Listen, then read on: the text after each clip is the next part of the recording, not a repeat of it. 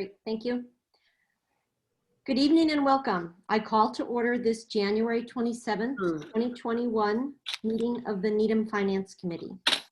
As a preliminary matter, allow me to confirm that all members and persons anticipated on the agenda are present and can hear me. When I call your name, please respond in the affirmative. Josh Levy? Barry Kaufman? Here. John Connolly? Here. Tom Jacob? Here. Rick Lunetta? Here. Dick Riley? Here. Louise Miller is not attending, and Jim Healy is not here yet. All right. Louise Misgard? Here. Good evening. This open meeting of the Needham Finance Committee is being conducted remotely, consistent with Governor Baker's executive order of March 12, 2020, due to the current state of emergency in the Commonwealth due to the outbreak of the COVID-19 virus. In order to mitigate transmission of the virus, we have been advised and directed by the Commonwealth to suspend public gatherings. And as such, the governor's order suspends the requirement of the open meeting law to have all meetings of publicly accessible physical location. Further, all members of public bodies are allowed and encouraged to participate remotely. The order allows public bodies to meet entirely remotely so long as reasonable public access is afforded so that the public can follow along with the deliberations of the meeting. Ensuring public access does not ensure public participation unless such participation is required by law.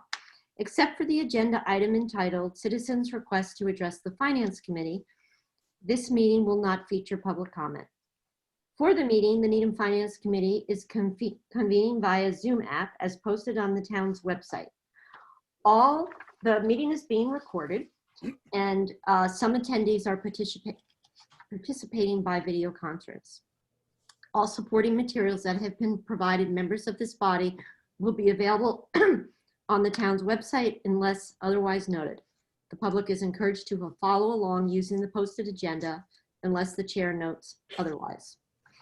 We are going to turn to the first item on the agenda, and the first order of business is I would ask for a motion that this meeting will be continued to the committee's next meeting on February 3rd, 2021, if a technical problem develops.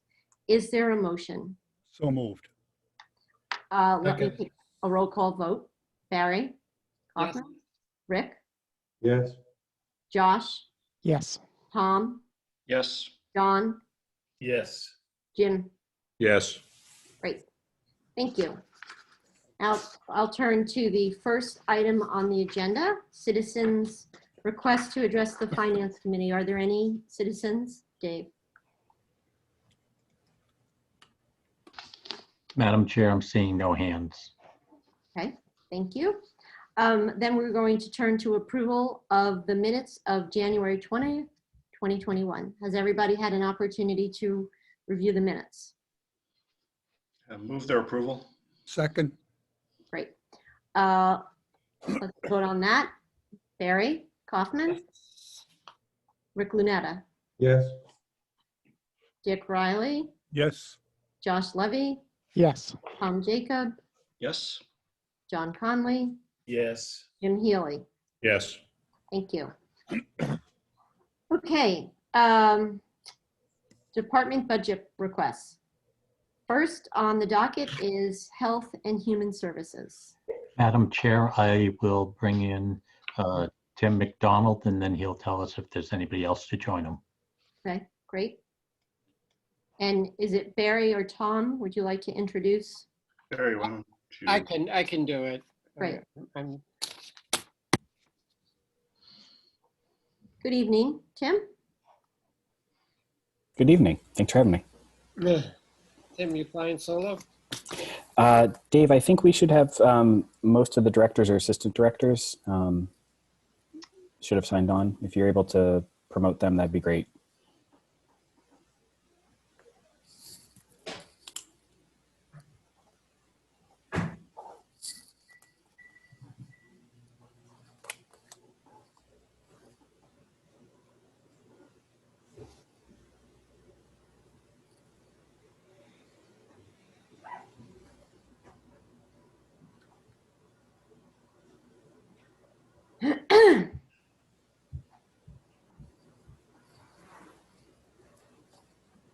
thank you all for coming.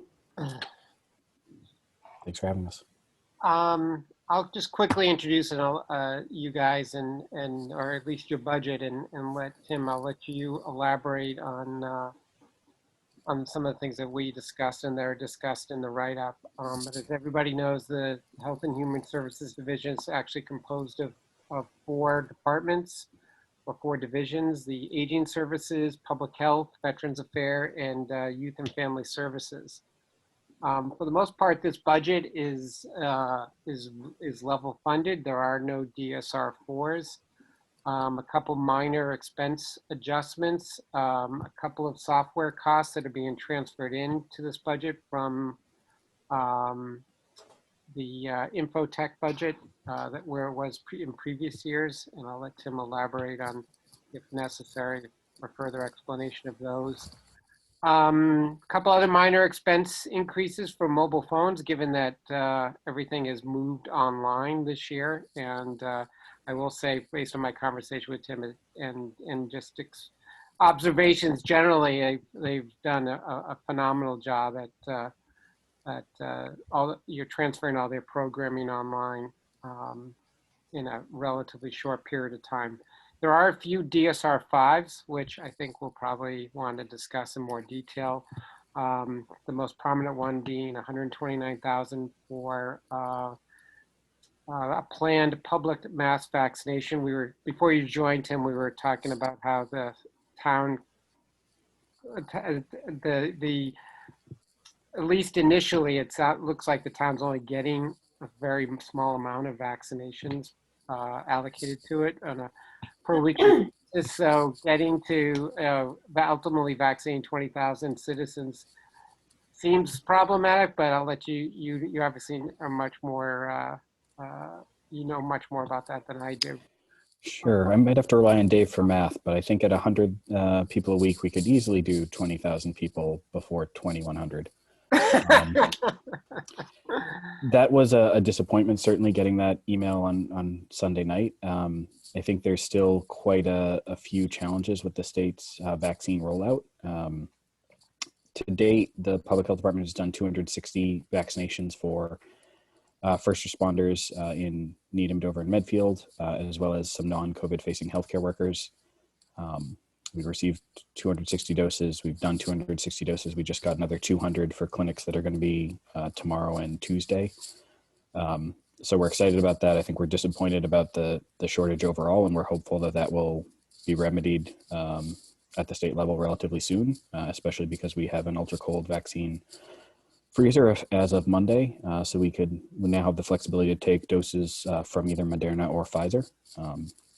But stepping back just a little bit, Barry, as you sort of set the stage for us, very few increases, no DSR 4s this year. There are some reductions, I believe, Dave, and you could maybe jump in. We have found some savings that... Do you mind if I, Jess just texted me, she's in the waiting room. I just don't want her to miss out on this. Oh, Dave, is it possible to admit Jess Moss? Sorry to interrupt, but she said she emailed you guys, so I'm just trying to get the fastest. There is nobody using that name that's in the attendees, and we don't let It people. would be the Shine. She goes in under the Shine program. Okay.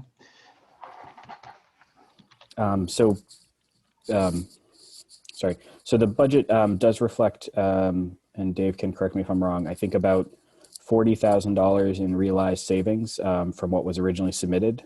So less of a request for the veteran services line, which reflects in large part some savings, but also the anticipated reduced costs because the district, the West Suburban Veterans District, is going to expand and include the town of Westwood, which is under shaky management, as I know, but I still think they're going to admit them into the district. So that is different from what's in your packet, I think, but that was reflected in the town manager's recommendation, I believe, Dave, a reduction of about 40,000 in veterans expense line costs. As Barry did note, there are some transfers in from the IT budget for software costs. Food Code Pro, which is an inspectional software program that the environmental health team uses under Assistant Public Health Director Tara Gurge. Some counseling notes programs in youth and family services. So those would account for some of the expense line increases, as well as Barry noted, some of the additional monthly wireless charges. The overall thing I guess I would say about this year is that it's been a challenging year, I think, for all of our divisions. Each one has adapted, I think, in very impressive ways to try to figure out how to deliver services in a different environment than we originally anticipated. I know that in youth and family services, they've moved to almost exclusively all online counseling sessions. They've increased their counseling sessions to respond to the increase in sort of mental health needs for youth, especially youth who feel socially isolated with either hybrid school or completely remote schooling. Aging services has had to pivot a number of things. A lot of their programs and services have moved online, which has been great. They've given the nature of the population they serve, some of those people are less comfortable with technology, and they've had a great cooperation and collaborative program with the community council to bring tablets and training to Needham residents so that they can access the Aging Services Division classes. They've also taken up a much expanded role in food security because many seniors now have some challenges. They don't go to the grocery store necessarily.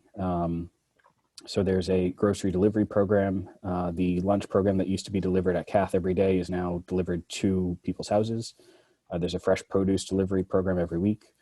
So I've been very impressed with how they've managed to pivot.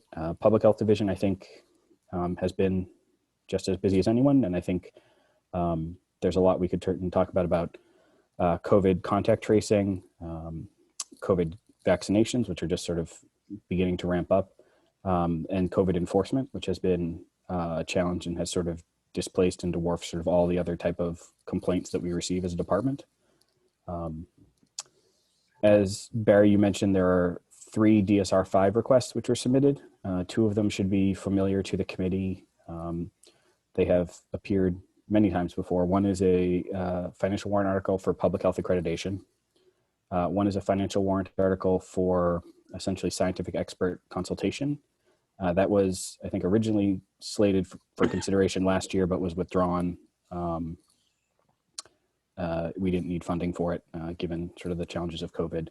The genesis behind that is some of the unexpected utility projects that have come up in town. There have been generally public pressure to have an understanding of the health impacts of those projects. I'm thinking predominantly of the Eversource underground utility project, but also the installation of 5G towers or 5G small cell sites. And there is not an ability, if those utility companies were applying for a Board of Health permit, there's an ability to, in I believe both state law and the town charter, to require them to provide money for the board to hire an expert consultant to review their data. Because they're not applying to the health department for any permits. Sometimes what they're asking is understanding sort of the data that they present is a little bit beyond some of the staff, and it requires an outside expert. So that is why that warrant article was included. And then the biggest warrant article, as Barry mentioned, is for vaccination costs. I would say that there's kind of a big question mark hanging over that in general, both in terms of the vaccine availability and how that affects potentially the numbers of vaccinations we're able to provide to the community. Certainly there are groups that are much easier to vaccinate, and there are groups that are harder to vaccinate. When you have to go out to people, that's harder. When you have to bring translators, that's harder. The sort of extreme elderly, the homebound, the disabled, those are all more challenging populations to reach, and they're important populations to reach because many of them are in very high risk categories for COVID. We do know that the request was submitted as a financial warrant article, and even though there's a great degree of uncertainty, it does appear that many, if not all, of the COVID vaccine campaign costs would be incurred in the current fiscal year as opposed to next fiscal year. So that might change sort of the potential need rather than a need in the next fiscal year exclusively. It would be potentially a need in this fiscal year and part of the beginning of next fiscal year. We do have the directors and assistant directors from the divisions within Health and Human Services. and we're happy to answer questions that the committee might have. Tim, can you elaborate a little bit on the accreditation request? I know it's come up in the past, but I also know it has having that accreditation improves your ability, hopefully, to get future grants and how that all. Sure. So it is a priority of the Board of Health. I think it's a relatively new thing in the public health world in the last decade, the idea of national accreditation by a national body. It is something that has not generally happened in smaller departments, and I use smaller sort of in comparison. Needham is probably a medium-sized department for Massachusetts, but when you consider that most public health services in the country are provided on a county basis, the town of Needham is much smaller than counties in Iowa, for example. So there are very few that have sort of gone through all the process in Massachusetts. I think there's 4 or 5 in total so far. It does require a fairly significant commitment of staff time to get to application status. The maintenance of that work there's plenty of work to get to maintenance, but we believe that would be accomplished with existing staff resources. It's the challenge to get to full accreditation that is the sort of the cause of why we're asking for some funding and then to support the actual application costs. Accreditation right now is not a requirement for grants. We do think that that is sort of the way that the federal government and some state and foundation funders appear to be going, but it's not a hard requirement for any grants yet. We do think there's value in the process of accreditation, even if it didn't make you eligible for grants. Having sort of the imprimatur of a non-affiliated group to say that Needham is providing high-level services, Needham has competent trained professionals, Needham has well-developed plans. There's an assurance there that residents of the town are getting sort of the highest quality service possible. I don't know if I'm supposed to call on people or I see Dick. I can appreciate from a professional point of view, the value of accreditation, and I'm on the board of another non-for-profit in a different area that has gotten accreditation, so I appreciate it. It just strikes me this is not a great time to be undertaking an activity that, as you said, and the write-up said, will take significant staff time and resources. I think the timing it's unfortunate, even though this won't be until fiscal 22. I expect you're going to be pretty busy still through the summer months and into the fall. So it just strikes me this is not a good time for this particular item. Sure, and I will mention that it is a Board of Health priority. I do think there is some question of the feasibility of how much staff time we could commit to it in the short term. As you said, the first 6 months of fiscal year 2020. So I definitely hear that concern. Tom? I just wanted to elaborate on the DSR 5, the warrant article about the vaccination. I don't know if you've all had a chance to look at Kate's, the town manager's budget message that was sent out yesterday. She has included that along with all the COVID requests from other departments in one warrant article. So that won't come as a separate article anyway. So it doesn't appear anyway. So just wanted to share that. Sure. Dick? Yeah, I've got an unrelated question. Well, it's related to this topic, and that is, it's very likely that there's going to be severe mental health repercussions of what's going on now, particularly if the current frustration about qualifying and getting eligible for vaccination continues.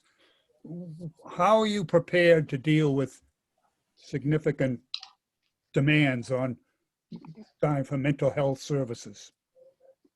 Sure. So I think maybe I'll pivot that to 2 people, maybe Jess and then Sarah. Sarah, not necessarily for the mental health frustration of not getting a vaccine, but the mental health experience that youth are facing. But first, Jess, if you don't mind talking about, I guess, some of the the challenges and the frustrations we're hearing from seniors, because I think yesterday you told me we had more than 100 calls from seniors who were concerned or frustrated that the governor said they could sign up for vaccine and there's no spots to sign up and no vaccine available. Yeah, thanks, Tim, and thanks for that question.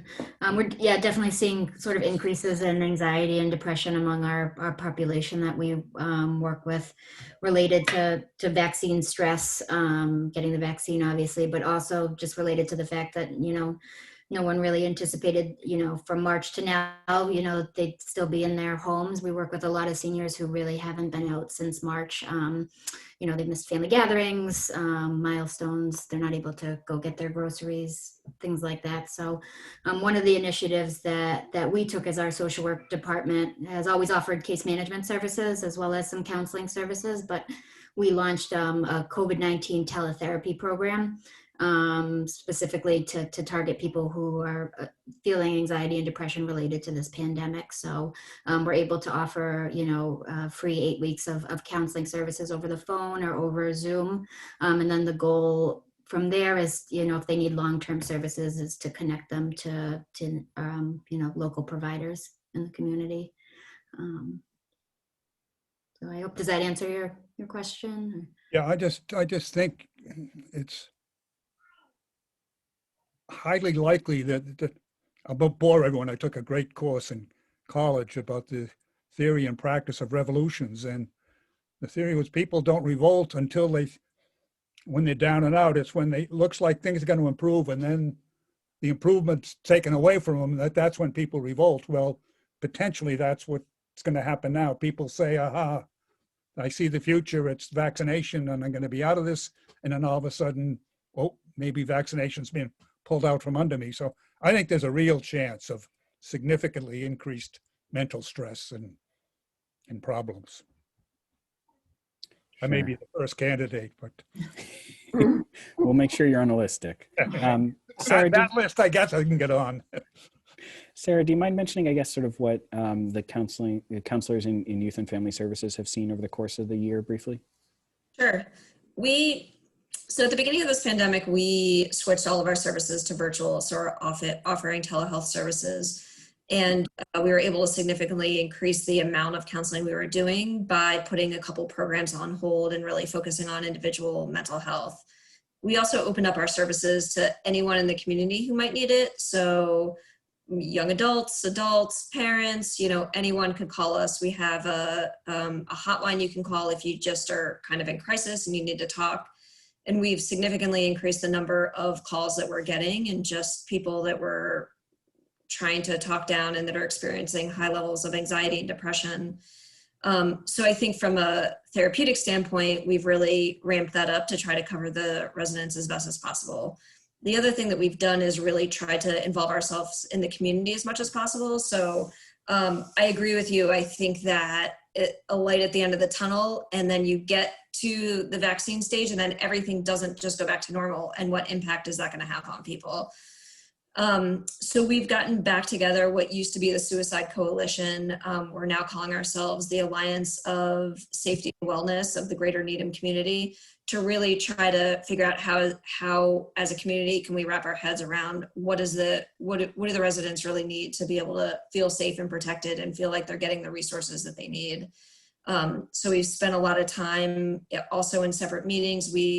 And just as a part of this meeting, the CCIT meeting, where we're talking about residents in crisis. We have another one for the younger population called YRN, where we're getting together with the school system and talking about families who are in crisis and how as a community we can kind of gather around and help them. So I think, part of it is our community outreach and our community presence. And then the other piece of it is really trying to ramp up the therapeutic services to get out there as much as possible. My question really is, do you think you've got enough resources to deal with a significant increase in demand? I think we're trying to balance that between, we know it's going to be a pretty rough budget year, and we're trying to get out there as much as possible. So I think for now, maybe just enough. But I don't know, because there's a lot of other mental health agencies that are total, like everyone's packed, everyone's full, everyone has a wait list. And so now we're seeing a little bit of that overflow. And so it's going to ramp up pretty quickly, I think. But we're trying to make that balance with, we know the budget's going to be really tough in the coming years. Well, I would encourage you, this is an area that if you think there's a need, ask for it, and we'll see if we can find a way to meet it. Okay, thank you. All right. Madam Chair. Madam Chair. Sorry, Josh? Thank you. So I've been really impressed with the way the Department of Health and Human Services has put together the infrastructure to support the vaccination efforts. Given that there are, still questions about whether there are enough resources, I'm wondering if any of you or the Board of Health has considered looking to partner with other surrounding boards of health. It seems like there are economies of scale that could be gained in terms of resources, in terms of money, if various boards of health combine their resources. So that might not be a conversation just for tonight. That could be a longer term conversation, but it seems valuable. I would certainly agree. It does seem valuable. So as I mentioned during our first round of clinics, we did public safety. So we did police and fire from Needham as well as Dover and Medfield, in large part because their health department didn't have the infrastructure to support those clinics in the time frame needed. We do participate with 7 other communities. We have a sub-region called NC8, and we've added Dover and Medfield to sort of the list to make it 10. That does sort of collaborate. We share resources. We share supplies. I do think if I could give you maybe the board a brief 2 or 3 minute, Tiffany could talk about the work that she and her team have done to sort of get ready for the vaccination campaign in terms of part-time staff and MRC and that stuff. Sure, thank you. Hi, everybody. I'm Tiffany Zak. I'm Assistant Director of Public Health and one of the public health nurses. In preparing for this, we've been preparing for a while. There have been a few snags, as everybody is now aware, that sometimes are out of our control. But over the last year, and more specifically over the last 90 days, we have increased our MRC to 100 members, which is amazing, meaning we have 100 members in the community who have asked to help, whether in our community or from the community that works in Needham, who have volunteered to help us, which is great. So we have done trainings. We have stood up multiple times to have conversations about the vaccine and how the rollout will work and how each different vaccine works. Each of our nurses that come to vaccinate do a test, but do a training, and then ask any questions on what should happen. As Tim mentioned earlier, we were able to acquire a ultra cold freezer. So we have learned how to use that, or I'm still in the process because it was delivered on Monday. And we are hoping that that will give us more opportunity to get Pfizer vaccine from the state. As right now, we are only receiving 100 doses a week, and that is as much as we can ask for through February. So our efforts are there. We have trained, we have taught, and we have actually planned for this for years through our MRC in rolling out what we call emergency dispensing site plans. Unfortunately, we just don't have the ability to order more and acquire more unless the state approves Pfizer for us. So we are working on all of that. We have the ability to do upwards of 2,000 people a week. We just, again, don't have the ability to order for that much. So we are prepared to do it when the state says, okay, here you go, you got it, roll with it. Our goal larger at hand is in order to maintain equity throughout the entire state. The state has asked that we be an open clinic to anybody in the state that falls within those phases.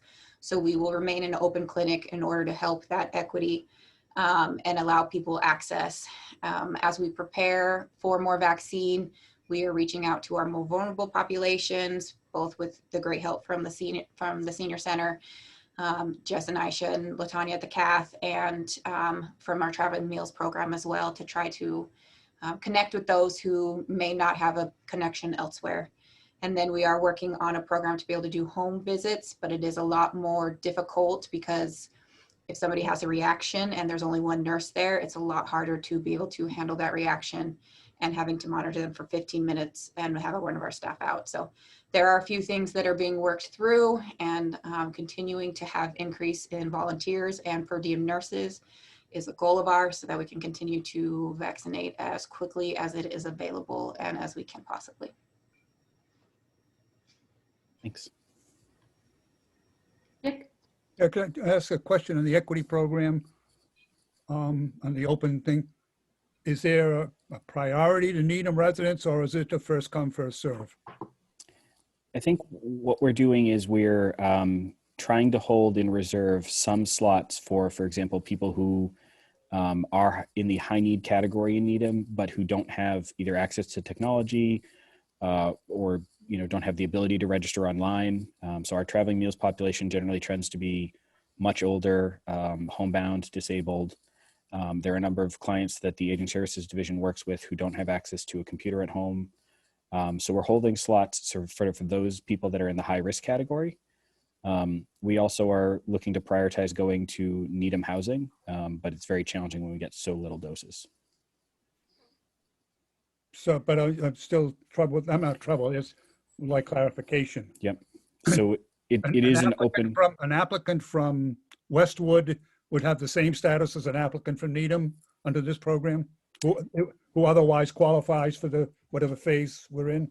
Yeah, that was basically the price of getting 100 vaccines.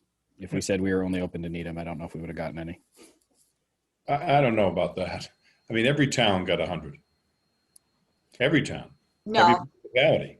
not every town, only those that have applied, and they have decided that they will do it equitably. So some towns will receive more. It's those who don't have the highest COVID rates that are only receiving 100. Those towns that have higher COVID rates will receive more based off of their population and their need according to the state. So yeah, I don't agree with that. I don't agree. I think that if you applied for it and you showed that you had the need for it, you're going to get it, but you're only going to get 100. And which means, as we all know, if you get 300 doses, you're only talking about 150 people because they have to get double dose. But Dick, I agree with you. If they're going to be giving out to the municipalities, it should be for our municipality, because there are other people that are going to be going to, whether it's Gillette or Fenway Park or wherever they are. So I'm not, but frankly, this isn't your problem. This is the governor's problem, and he hasn't done a good job with it. So you shouldn't be saddled with all of this.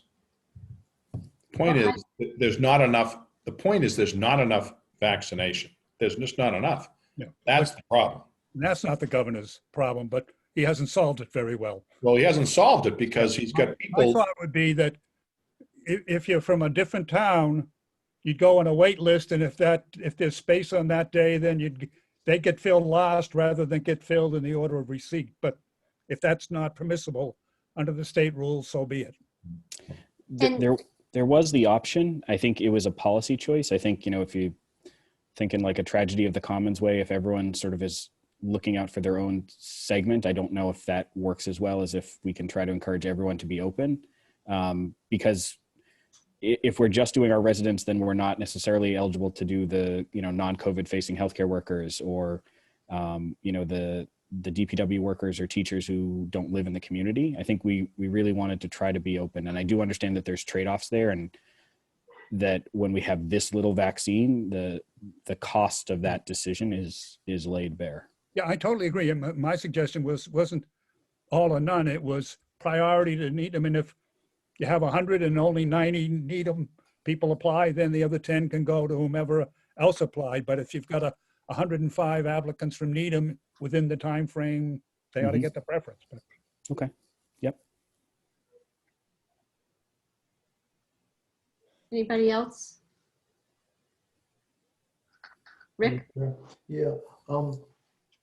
But by way of resources, this kind of goes back to what Dick raised a couple of seconds ago. The police department, and Jim, you must know this, the police department is partnered with, in so many words, I'll use the word partner, with Riverside Community. Yes. So I would imagine in some of those cases, it gets to be kind of yucky that the police may get called in, and their intention is to call in that resource. I'm wondering if you'd be able to piggyback on any of that as well, and just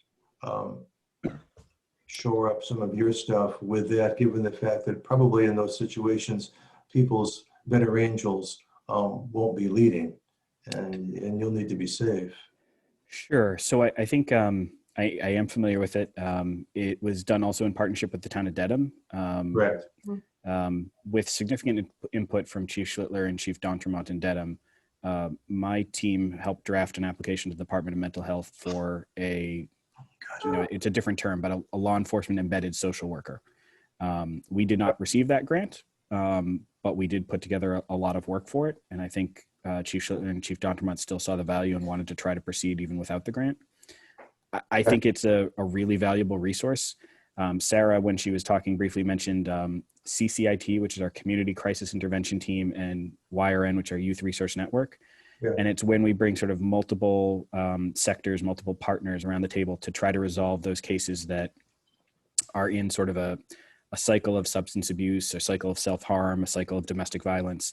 I think John told me once, sort of unofficially, that I could, he could, if I told him a name or a street address, he could tell me how often they go to it, because there are houses that they go to regularly and they can't seem to sort of disrupt this cycle. And I think the hope is with a police embedded social worker that they can connect those people more easily to treatment and services. Yeah, that was the goal. And it seems like you're wrapped around it as well. That's good.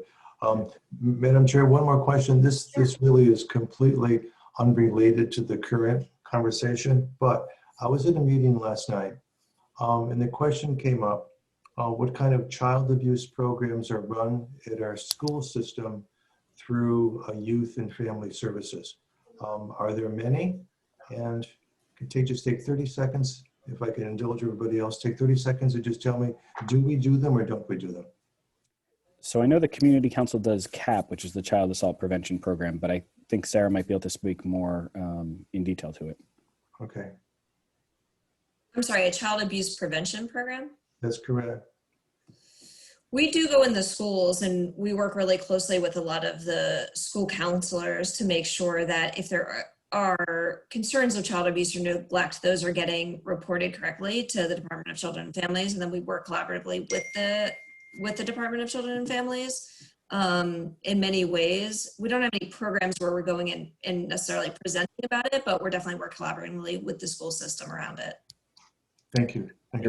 There is the CAP program, though, that the Community Council has had in place for, I think, at least 15, maybe 20 years. Yeah. Okay. Thank you, Madam Chair. You're welcome. Anybody else have any questions? All right. Tim, Be safe. thank you so much for all your hard work. I can't imagine how hard all of you are working this year. We really appreciate everything you've done. Thanks very much. Thanks for having us. Thank you all. Madam Chair, I just have to move this group out and then I will bring in the Park and Recreation folks. Great. Thank you.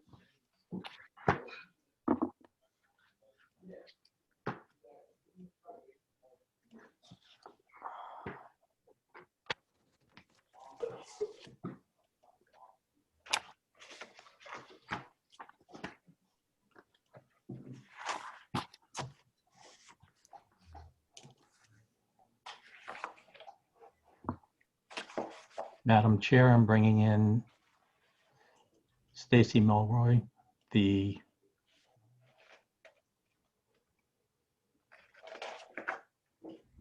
Director of Park and Recreation, and I'm bringing in Chris Gerskell, the Chair of the Park and Recreation, and Cynthia Chaston, the Vice Chair. Dave, you have that backwards. Cindy is currently the chair and Chris is currently the vice chair.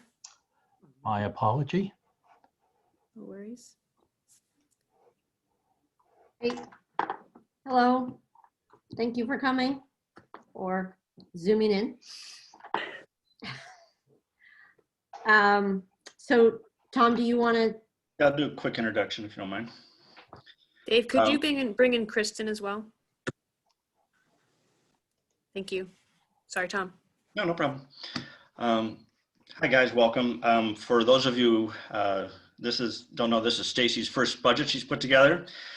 She's came to us early last year and apparently brought COVID with her. I apologize. I shouldn't say. Sorry.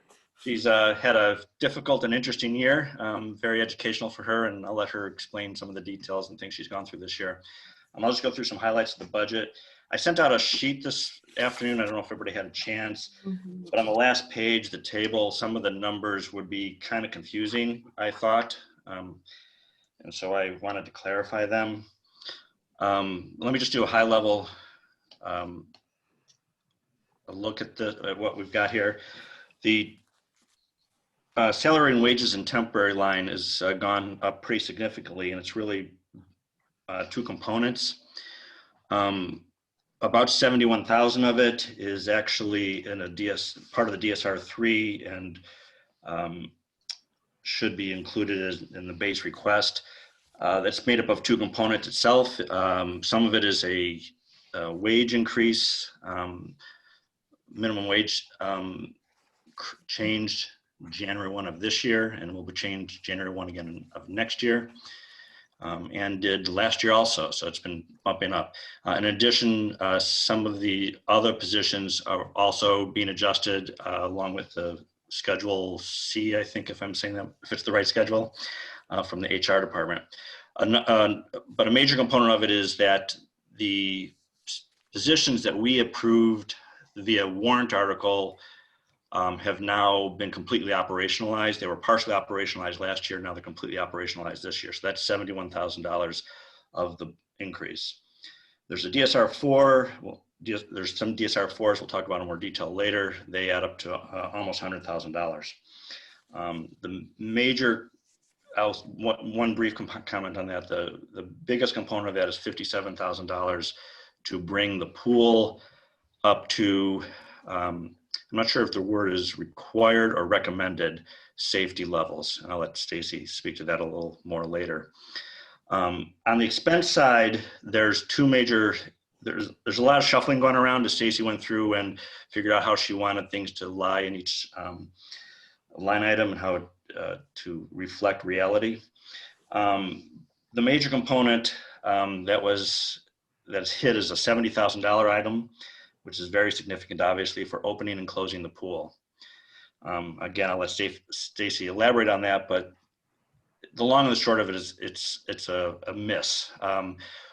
There had been the assumption that DPW would be able to do most of, or a significant portion of, the opening and closing work. As it turns out, the pool equipment is much more specialized than that, and they need a special set of skills, and DPW really can't provide that. They had to duct tape, I'll use Stacy's term, duct tape funds together last year to pay for the opening, or just the closing. It might have been half and half. I can't remember because we crossed fiscal years. Again, Stacy will elaborate. But that's a big miss and added this year. And the other item is, you will see under professional and technical, there's this $27,000 increase. That is being termed on-call pool services, and is really, if you look down lower, there's a reduction in an item called pump specialist of about $19,000. It's really a trade-off of those two items, just been rounded to $20,000. So that's the high level stuff, and I'll pass it over to Stacy to elaborate on what her year was like and things that she would want to elaborate on that I didn't explain very well. Thanks, Tom, and thank you, everyone, and nice to meet some of you. I don't really know where to start. It was an interesting year. I learned a lot of things. I came in 2 weeks before COVID really hit, and we were all sent home. And then we worked virtually for quite a while, and then we managed to open the pool and run the programs in a very safe, controlled way. But we can start with salaries, if that's most important, or expenses. Let's start with salaries. So basically, I ran some of these numbers and talked to the staff because we have been open really one true full year, and that is 2019. And from my understanding, we were very, very popular. The pool was a huge hit. We had a ton of people in there. We had residents and non-residents consistently waiting in line to get in the door. So we were so successful that we need to ramp up some of our staffing to provide the extra level of safety for just the volume of people that have been coming to the pool. Now, I obviously did not see that because 2020 was a very different year. I spent a lot of time asking my staff, like, are you sure? Are you sure? Because what they're telling me was just so wildly different than what I experienced. So we tried to build the numbers off of what happened in 2019 and what we would have liked to have had we known how successful we were going to be at the pool. So that's where some of the upper level supervisors and directors come into play. Like Tom said, there's a significant chunk of money that is due to the federal minimum wage increases or Massachusetts minimum wage increases that we are hitting every year, and it hits us at a funky time. I did see a hand up. Oh, Well, I'll put a hand up if. Yeah, I did. I had a question. If 2019 was the year that was so popular, why wasn't that increase in our discussion as a year ago when we were, I guess, face to face? Because it was fresh off the experience. And so I would think that being fresh off the experience, we would have had this discussion and recommendation then as for additional other staffing. So I'm missing the interconnect. I guess I'm missing the link. Why are we doing it now if it was known about a year ago? That's a great question, John. Unfortunately, I didn't build the 21 budget. I wasn't the director then, so I don't know why that conversation didn't occur. I just know the numbers that I looked back on the number of daily people coming in and the memberships we had and the number of people in the pool and the number of people in the area. We definitely need more staff, and this budget represents that. And does this budget represent, I mean, is the expectation that the pool is going to be fully open this summer, or is it going to be similar to what it was last summer? I was asked to build the budget based on the expectation that hopefully we would be open fully. If that doesn't happen, we are prepared to scale it back to fit within the COVID guidelines. But we didn't know. And so this is a budget that is if we were open typical year, non-COVID. Okay. Dick? Thank you. Along the same lines, what I would find helpful, overall, the salary and wage temporary line is up 38%. And Tom rattled off a few of the reasons. I think it would be very helpful if we could have a table that shows, X dollars is to the state minimum wage increase. Y is due to this, Z is due to that, so we can see where the different elements come from, which will then total up to the full amount, but we can then identify what's driving the various step ups.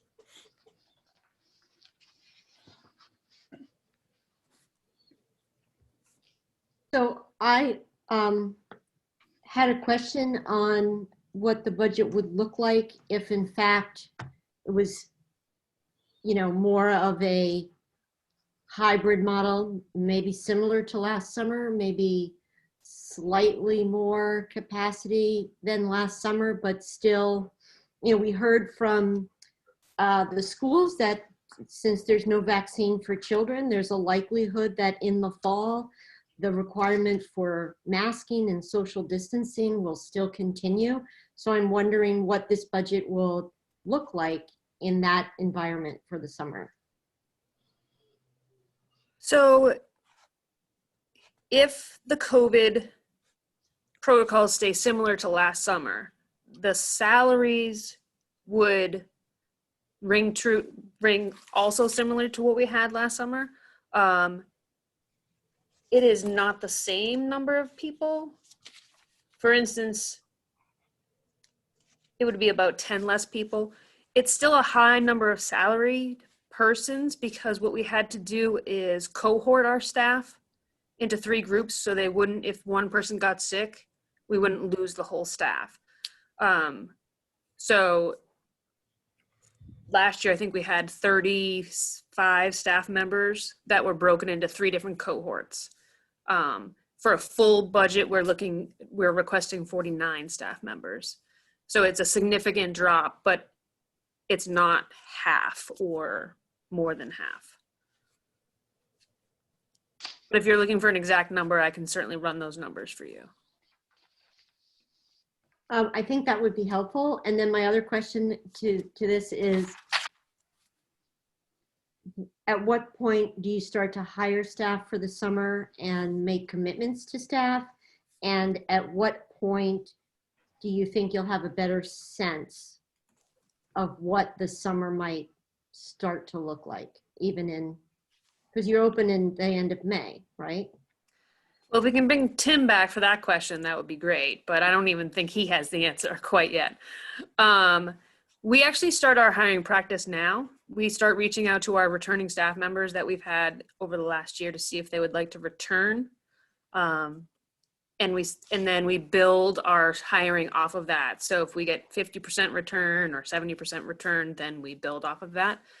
One of the difficulties moving into this year on the pool side of things is the American Red Cross last year extended everybody's lifeguard certification. So we didn't have to recertify lifeguards. They haven't made that commitment. I don't think that they will to extend it again.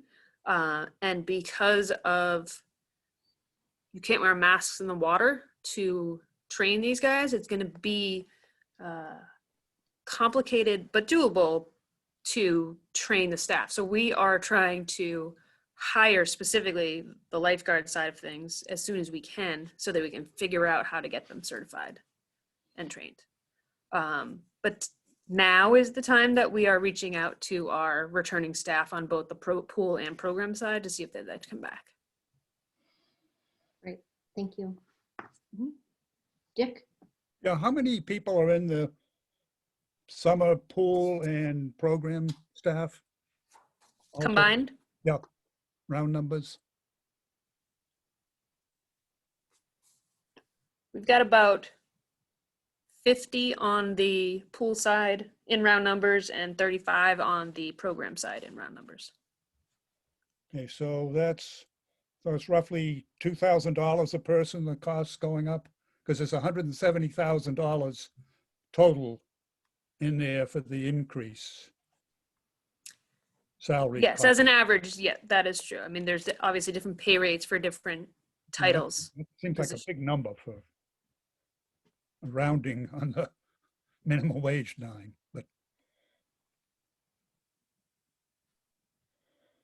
just to elaborate, it's not all the minimum wage. There's the warrant article spanned 2 fiscal years because of the way the pool works, goes across fiscal years.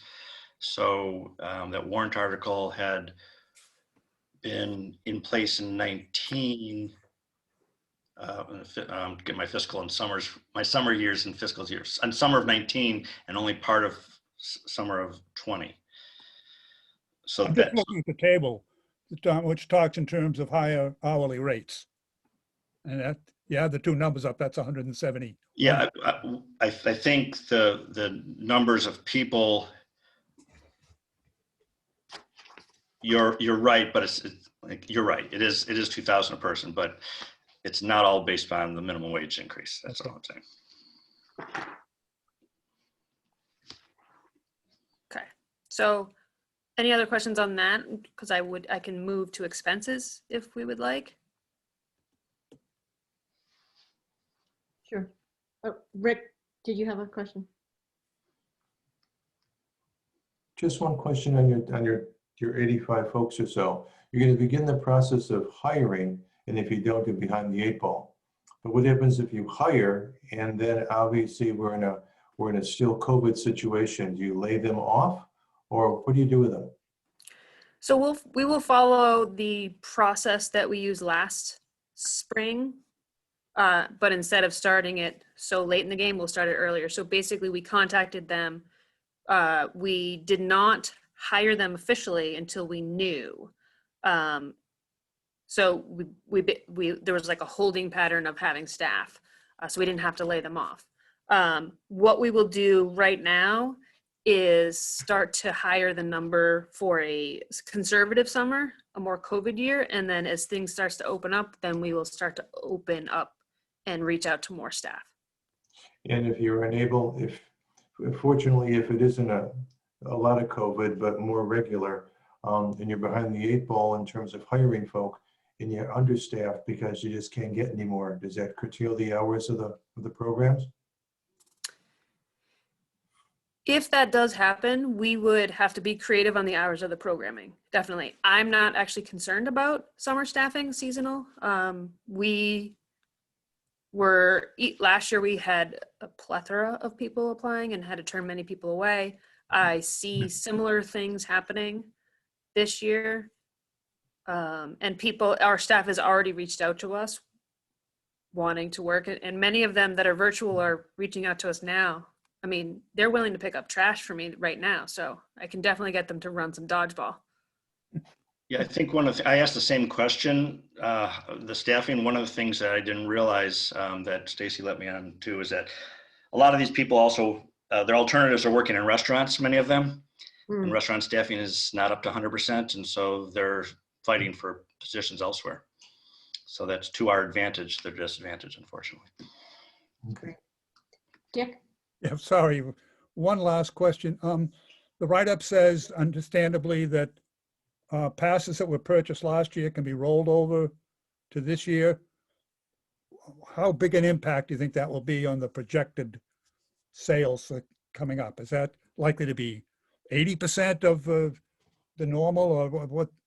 Do you have any sense of what the impact is? My only sense is that it hangs entirely on COVID protocols. So if if the pool operates exactly the same, it'll affect our revenue income for this year quite a bit. If we can open up and have more people and more memberships, then we'll start to get closer. So that means last year you had fewer than expected passes sold? We had in the sales of our membership started before I started, but when we opened them up in December, we were flooded with memberships and people purchasing memberships as if it was a regular year. When COVID hit, we had very few people return their memberships, especially once we gave them another year. So similar to the 2018-2019 pool membership where we rolled them over because we only opened late in the year 2018, I believe we'll have a similar look moving forward. Cindy? You're on mute, Cindy. Cindy? Thank you. So we stopped selling passes once we really got into COVID and weren't sure what was going to happen. We stopped selling passes, and people who had passes, we said, you can come this coming summer and then we'll roll them to the next summer, because we didn't have any idea what kind of availability there would be at the pool. So we cut it off at that point. So what we're struggling with for this coming summer is whether or not to sell more passes, because we don't know, again, how much availability there will be at the pool. And so last year, Stacy could explain it better than I could, but we opened it in, the staff was divided into cohorts, and they worked as groups so that if there was a COVID problem, they would all be out as a cohort, not shut the pool down. And we had time slots that people registered for. And I would say our time slots were as close to 100% full as possible. We didn't have any empty time slots. If there was any empty spaces, it was because it was a space for 6 people and only 5 people came in a family or something like that.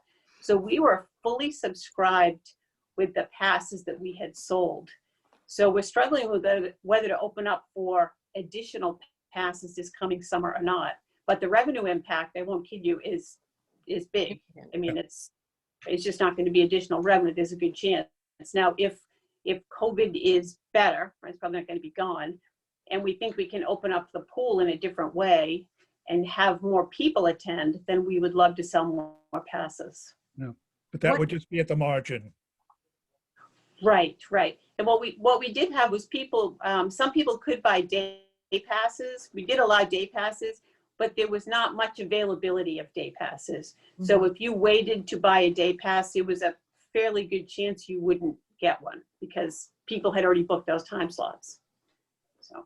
And what percent of a regular membership year has already been kind of pre-sold or rolled over?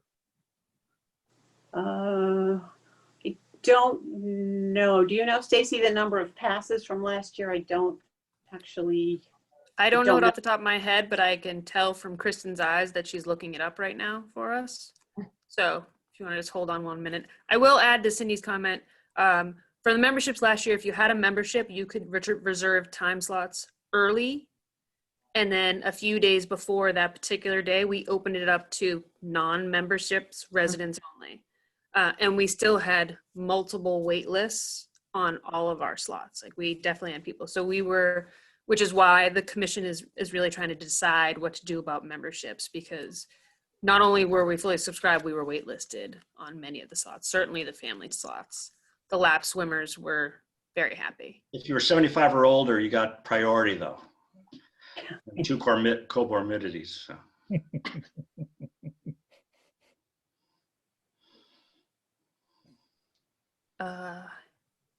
Any other questions? Kristen's doing her number thing over there, so I can move on. Why don't you go into the sad story of the opening and closing costs, since it's a big number? It's a learning number. That's how I like to look at it. So when at the end of 2019, after our great year, we, and this is where the term duct taped the finances together to close the pool. We did a lot of stuff internally. We relied on DPW to do more than we should have relied on them, and things just like removing our water features. And so we sort of duct taped that number together. When it was time to open the pool this year, we went out to bid, and I don't think any of us were prepared for the number that came back. So we went out to bid for the full opening as if we needed to do everything. And the number came back real high. So we broke the bid down into, and we asked Weston and Sampson, who built the pool and were the only ones that bid on this opening and closing process, to break it down into 3 levels. Level 1 being the things you need to do every year. Level 2 meaning the mid-range, and then level 3, like, okay, we really need to look at this and do an overhaul. And I like to compare it to a car. In the first year, you're doing wipers, you're rotating your tires, you're doing oil changes, but you need to do that every few months. The next year, maybe, or in a few years, maybe you need to do tires or brakes. And then the next year, maybe you're repairing more than that. Well, this pool is going to be similar. There's almost 5 miles of piping underground. So it takes some very specialized people that do this work. So they broke it down into 3 levels for us. So the opening and closing, which of course, closing of 1 year and opening of the next is 1 fiscal year.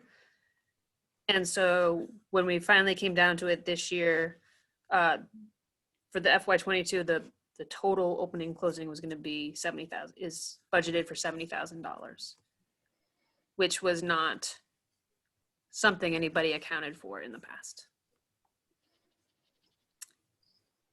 Josh. Yeah, so Madam Chair, I guess I have a question about whether, since your department had been relying upon DPW to do some of this work in the past, if it might actually be cheaper to hire someone internally, either in your department or DPW, who they certainly wouldn't be doing this exclusively, but this could be part of their job description, and they could be supporting the DPW in other aspects throughout the year. That seems like that could be more advantageous. That's a good question. I think it's interesting to think about. There are very few companies in Massachusetts alone that do these types of pool projects and manage these intricate pool systems. And so I don't know if there is a way to hire a person to do that. That could also do other things when the pool's not open. But it's an interesting conversation to have. Yeah, I think as a committee, maybe we should discuss that more. Jim? I think the reality is, Josh, that when you build something of this variety, you can't expect to have regular rank and file to be able to maintain it. Now, maybe that was something that we should have had a better discussion of a number of years ago, but if you had told me at the time we were building this that we were going to rely on the DPW to maintain the pool, I would have said, I've got a bridge to sell to you.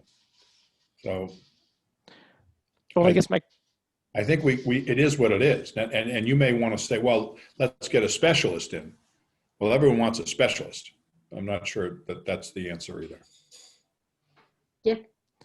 Yeah, just as a sort of a follow-up to that, Stacy, I understood you to say that there's also likely to be a cost because there's certain safety elements of this pool that maybe are not up to snuff. And that shocks me that all the money we spent on this pool and we've got safety issues. Can you elaborate on that? The safety issues I was referring to were more on the large number of people that came and staffing. So because we were so popular and we were so, we were just very popular, apparently. We did not account for the number of people, and so we did need more staff on a daily basis than we had originally planned. So it's more about the salary side than it is nothing structural with the facility then. No. John? Just the geese. That's really the only issue there. So, like, I could really do without the geese. That's not really a safety issue. Get a Shetland. I'll try anything at this point. Talk to the golf course people. John, sorry. Carol, I had a sort of a comment really. It seems like Weston and Sampson has kind of did their own de facto proprietary system where they're now guaranteeing themselves that they're going to be able to come back on a yearly basis and without any competition and set their own price for this opening and closing. And I'm wondering, how can we break that? There's got to be some way to not allow that to occur and to get some competition in there, because it just seems crazy to me that lo and behold, the firm that designed it now is the only one that can open it and close it. And I would hope that you guys are looking at that and seeing how maybe that occurred this year, but what can we do in years going forward to break that sort of, de facto proprietary system that they've built for themselves there. And that's just a comment, and I'm sure you're going to look at that. And I hope to hear next year that you've been able to break through on that. Me too. We built a new building up at the medical school, John. It was 440,000 square feet, the Albert Sherman Center. Unbelievable. It had some of the greatest HVAC. We were silver LEED certified. Unbelievable. A year later, we found out that the only way we could service the HVAC was to go through the company that had put it in. And there was no one else in North America that could somehow bring this into compliance. So you're 100% right, John. I think, frankly, that's part of the deal. And if we can do anything to change it and to reset it and get someone else involved, it'd be fantastic. But I'm not at all surprised that that's how it ended up. Maybe we need to encourage someone from Weston and Sampson to leave there and start their own company. And that's what Josh was thinking. And we hire them. But I mean, Well, obviously, then they can bid on it as well at 50% less. So I'll leave it at that. I know you guys are on it, but I hope next year when we're Yeah. together and we're together personally, we'll hear some progress in that regard. I agree may with you, be John. mistaken, I but believe Kristen is ready with that numbers. oh, great. Yes, so in 2018 and 2019, all unique memberships sold between our senior level, our family level, and our individual level, including our residential and non-residential members. We had 1,394 memberships total. That also includes our nanny passes that are add-on passes to family memberships. This year, it was 461 across just residential, and mostly family were the ones that purchased early. And so we did have some senior, and we also still had our about the same amount of scholarship memberships that we have for our senior population as well as our low income families. So my math is about 33%. Okay. So there's a fair amount that you could still sell this year if in fact it was a normal year. Yes. All right, thanks. Barry? Is there something unique about our pool that relative to, I'm not sure, but I don't think this is the only pool in Eastern Massachusetts. So I'm just curious, what is unique about it that It is not you the only require pool. It to- is one of the biggest.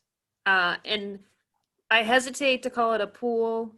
I know that we, as a town, refer to it as the pools at the RRC. The Jimmy, who's the guy from Weston and Sampson that comes down and Jimmy. works magic for us on a Put regular a life basis. insurance Yeah, policy on them. Jimmy. He refers to it as the water park. So it really depends on what angle you're looking at it. It's a complex pool, and with the amount of, and because it's at the bottom of the hill, there's a lot of different intricacies to the pump system and the filtration system and all the piping that goes, because it's got to go down under one pool to get to the next. There's just a lot going on in there. I've been working pools for 20 years and have been a pool director for 20 years, and I walked in that pump room and was like, whoa, okay, all right, we got this. So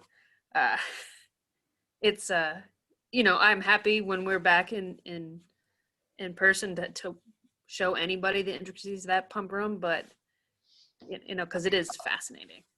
Well, maybe we should contact some water parks and see who's doing theirs. Would be a small, would be very small, easy fix client for them. So maybe we should go in a different direction. Good point. At one point, I know you guys had a revolving fund. Does the revolving fund deal with the pool at all?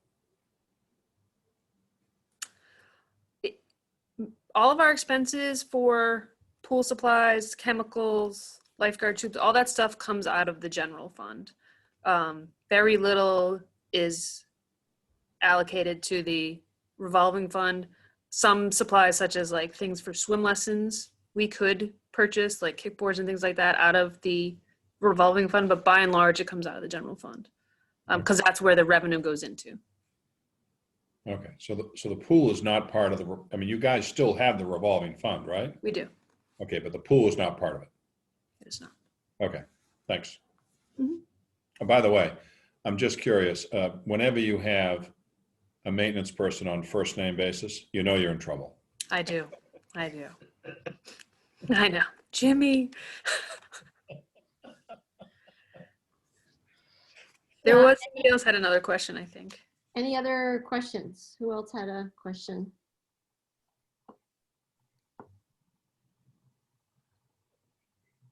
Okay, great. Thank you. I will follow up with your requests. And if there's anything else, you know where to find me. Actually, you don't, but you can find me by email. All right. All right. Thank you, everybody. I'm Thank gonna, you. Thank you all. take the folks from Park and Recreation and send them back to the attendees. And then I will bring in folks for the next meeting.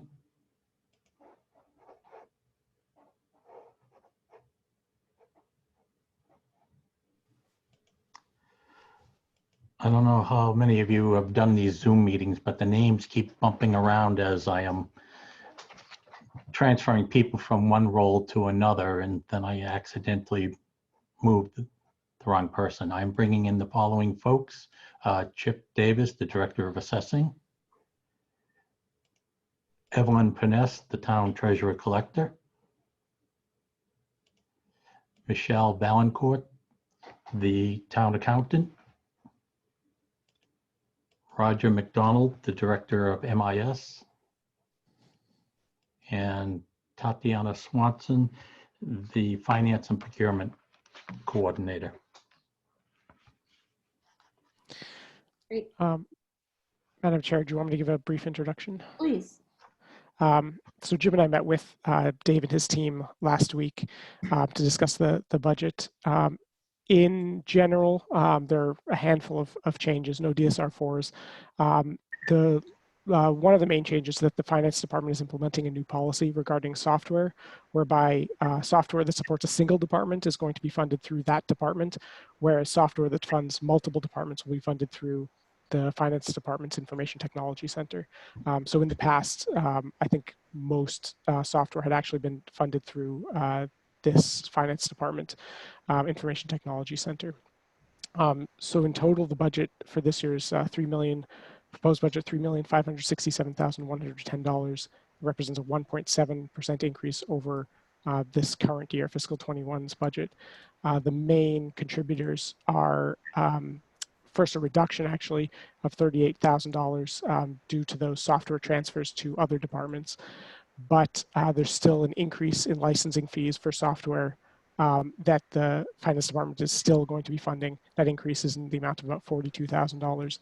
And that is a combination of base increases in licensing costs and also an increase in the number of licenses. License increases are for software related to remote working, such as Microsoft Office, for additional devices, and also Citrix, which supports the remote VPN access for town systems and network security. The town's currently maxed out on its remote licenses. There's also an increase of $21,000 for contracted services to support the assessor's office to measure and verify building dimensions. Most of this cost is in order to satisfy the Department of Revenue's new requirement that commercial properties be assessed by two methods, both by cost and by income. Currently, most commercial properties in Needham are assessed only based on income. There's also an increase in salary and wages by $16,000 to reflect a change in non-represented employee salary schedules. The operational capital expenses remain constant from last year at $95,000. Just to note, this past year, as a result of the COVID pandemic and some of the postponements in tax bills that were due, there was a higher rate of uncollected year-end fiscal 20 property tax bills. But as of now, all those outstanding fiscal 20 property tax bills have since been paid.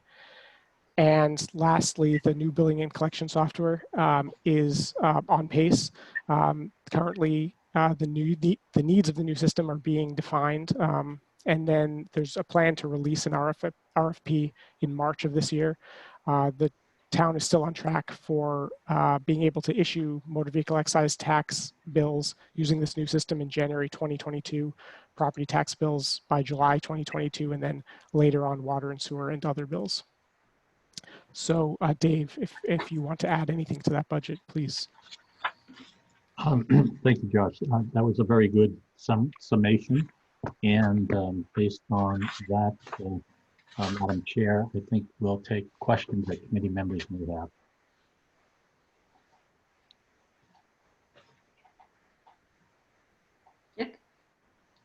Yeah, in terms of the property tax, the residential obviously is in pretty sound shape.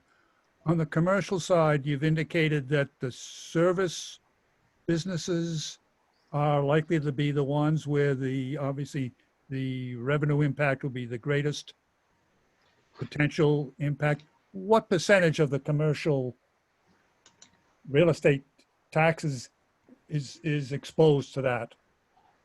I'll first address the comment because the question was asked by the select board as well, and then more specific information Chip Davis certainly can answer. overall, the commercial tax base, the majority of the commercial tax base in Needham is in a solid position. The large properties are locked into long-term leases, and as Mr. Levy had mentioned, that is the methodology by which valuation is determined. And we expect that the large properties and the public utilities, which is a sizable portion of the total commercial tax base, will not be impacted in 2022 or 2023. There's a lot of smaller commercial establishments, and you see them in the small business districts, downtown business districts, that there are some vacancies, and as a result of natural turnover, as well as a result of businesses that have been impacted by COVID-19 and therefore have closed up shop. But that is not going to be material, at least in 2022 and perhaps in 2023. And with that, Madam Chair and Mr. Riley, Chip Davis, if you have any further detail on that. Yes, we generally send out income and expense statements at the end of December, and we are just starting to get them back. We don't review them usually until the middle of the spring, so I'm guessing that there are going to be a number of businesses, and I've already heard from a number of businesses that are going to state that they're having issues, that they're losing tenants. Prime example is the Sheraton Hotel, which has basically been taken over by a lender because they have been pretty much closed since this started. We have not started, again, reviewing the income and expense statements, so we don't know what they're looking for FY22. They're kind of focused on FY21 and the fact that the pandemic started, but those values for FY21 were all based on calendar 2019 activity. So there were very little changes. Some went up a little, some went down a little, but it's going to be the calendar 2020 activity that we're going to be looking at. And again, the returns on the income and expense statements are just coming in, so we haven't even begun to analyze those at this point. But I am guessing that, again, because a lot of office buildings had tenants that were locked in by leases that they had to pay, whether they gave them relief or not, in some cases, is something that we're going to find out. But it's very hard to make a projection at this point. But I would guess that the revenue for commercial property in a lot of cases is going to be down, and we're going to have to make some kind of adjustment. What that is at this point, I don't really know. And of the overall real estate taxes, what does the commercial component represent? About 13%. Well, 13% of the value, and then because of the shift of 75, that puts them up to the 20, I believe it's 22, 23%. Jim? Couple of questions. So what impact, if any, is remote workforce going to have on your work? Because I do believe that's not a thing of the past. That's actually going to continue for some period of time. You're talking about remote workforce in the office or for office buildings? Office buildings. And then my second question is, if you do foresee that there could be some downgrading of value, and I haven't done this for a number of years, but what do you guys do these days for the overlay? How does that work these days? Okay, as far as the overlay, Dave generally takes a percentage. And the overlay, I don't know if you know, has been changed by the Municipal Modernization Act, where it's all one lump sum rather than grouped into different years, which makes life a lot easier for us. But I would anticipate that we can hopefully make adjustments prior to the FY22 bills going out that will, mitigate some of the abatements that would have been filed if we just said, okay, let's keep the values where they are. Again, how these people are going to react, I don't really know. So I would say, if anything, our standard percentage on the overlay should probably go up a little bit, just in anticipation of not only abatements, but appellate tax board filings. Because these, I'm getting the impression that some of these concerned are going to be desperate. One of them, again, is the Sheraton Hotel as an example. And my first question about is the fact that some of these companies may go remote, does that have any impact on you? At this point, it would depend on the leases that they've signed with the offices that they used to occupy. If they're long-term leases, they're going to have to deal with the owners of the buildings. If they're short-term leases that are going to end soon, they may say, we're going to drop from 20,000 square feet to 10,000 square feet, and we're going to look for concessions on the rent. Again, those are things that are going to take place or have taken place outside of our purview, with the income expense statements that are now coming in. But you're talking about internal tenants of landlords, right? Yes. So what about some of the actual owners, like TripAdvisor or PTC or whoever else is down in that industrial area? So you're talking about owner-occupied buildings? Yes. I would imagine, again, that they're not paying rent to themselves. So whether their workers work from home or come into the office doesn't really make any difference, because they're not paying rent. It's the office buildings that are owned by an outside concern that are going to have to deal with tenants and what they want to do as far as cutting back on space or asking for mitigation of the leases that they've signed. I'm sorry to belabor, but does it impact, and I don't know, you're the expert, you're very good at it, but does it impact value if the company that owns the big building now doesn't have anyone coming to work? Do they say to you, the value is now not the same? I don't know if it really is, because we look at what type of income would that particular building, say TripAdvisor. Will they have they normally have an income of $30 a foot, and that's not really going to change unless we see a change across the board in the Metro Boston area.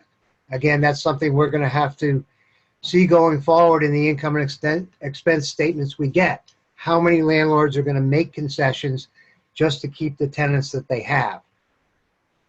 Okay. Well, my own sense is I think you should just keep an eye on it, because I think there is going to be an impact to commercial real estate, and I don't pretend to know what it is.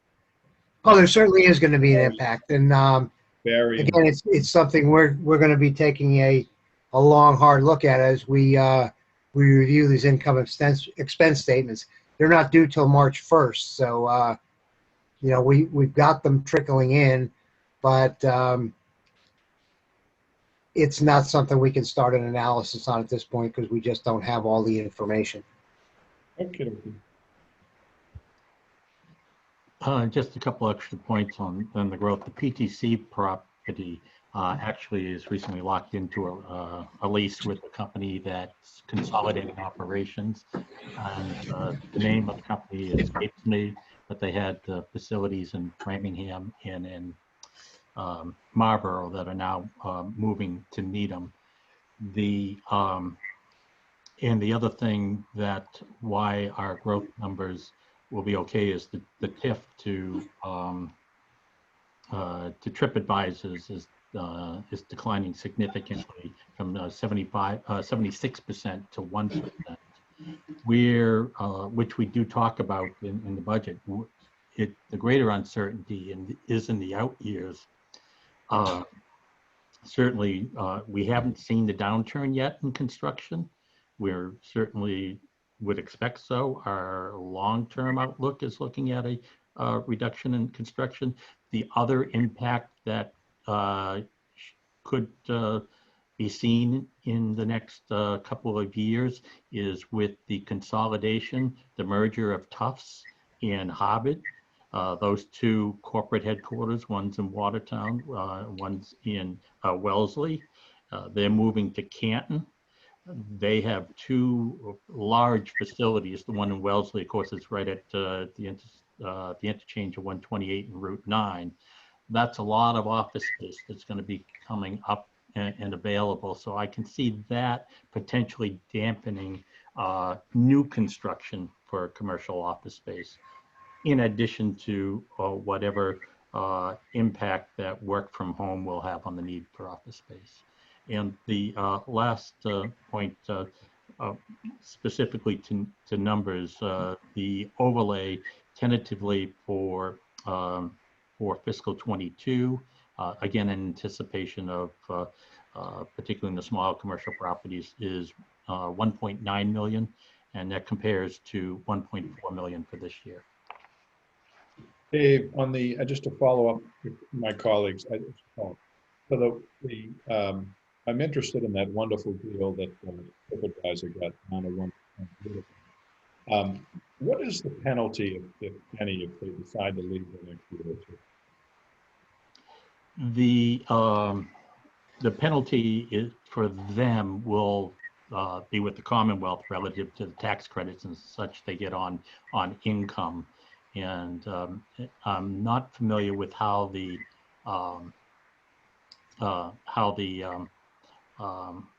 take back works at the state level relative to credits. In the case with the town, the agreement would be void and going forward, so they would have to pay 100%. Now that fiscal 21, they're only getting a 1% credit. That's not going to be a sizable jump up if they were to default. Right. So they should go to some other town that's going to give them a TIF. Unbelievable. All right. Go ahead. Thank you. Just sort of a follow-up to Jim's working from home question. If there is a significant, if the concept of working from home and home offices is a semi or even more permanent activity, does that change the tax status of residences? It would depend on what happens to the commercial valuations as a percent compared to residential values. For a number of years, again, because of construction in Needham and the homes that were being constructed were at the higher end of the market, growth in total valuation for residential properties kept eclipsing the growth or flatness of the commercial base. The last the last few years, most notably the last 2 years, commercial growth as a percent had been outpacing residential growth. And in fact, this particular year— That wasn't the question I was asking. It's because if I decide to go back into the practice of law and open up turn a portion of my house into an office, am I now being subject to commercial rates? And if so, at what point does a person who just is working from home versus trekking into Boston come under the same rubric? I would say I don't think it has any impact relative to if you're working from your home, but I'll defer to you. No, it's not really, unless you hang a shingle out front and put up a sign that advertises your law office. There are a lot of businesses that people run out of their houses, and we just treat it as de minimis, and so be it. Yes, again, unless, you turn the garage into a real office, we're not really going to look at it. And you're probably not going to have enough business personal property in the house for us to look at because we have a $5,000 minimum on that. So, you wouldn't be affected by that either. Dick, if you did that, we'd probably want to bring in Tim McDonald again. We could do that. He can make inspections. Gary? It's the landlord that's paying the taxes. So like, I know, for example, in the PTC building, even though the company is IDG, Dave, and I know they only took up half the space. So half the space is still empty, but does that, when PTC moved out, did the taxes paid by whoever the owner of that building is, does that change? Even though PTC still is on the hook. I assume PTC is on the hook for the lease and still making those lease payments even though they're not there. And the same with TripAdvisor, I know TripAdvisor's got 100,000 square feet of empty space, but they're still paying rent on it, trying to sublet it. So as long as the lease is intact and hasn't been altered, my guess is that's not going the taxes paid isn't impacted. Well, in the case of PTC, their rent with Boston Properties was very, very low, based on their original deal. And I think it was in the $23, $24 range per foot. And the space that they're subleasing is in the $40 range. So if they do get more tenants in there, it's going to be a plus. It's already been a plus to a certain extent because they replaced a great deal of their $23, $24 a foot space with $35, $40 a foot space. My point is, it's not a minus because they're not there anymore. They're still on the hook for the lease at that $23. That's in the financial statement. So that's taxes are being paid based on that revenue.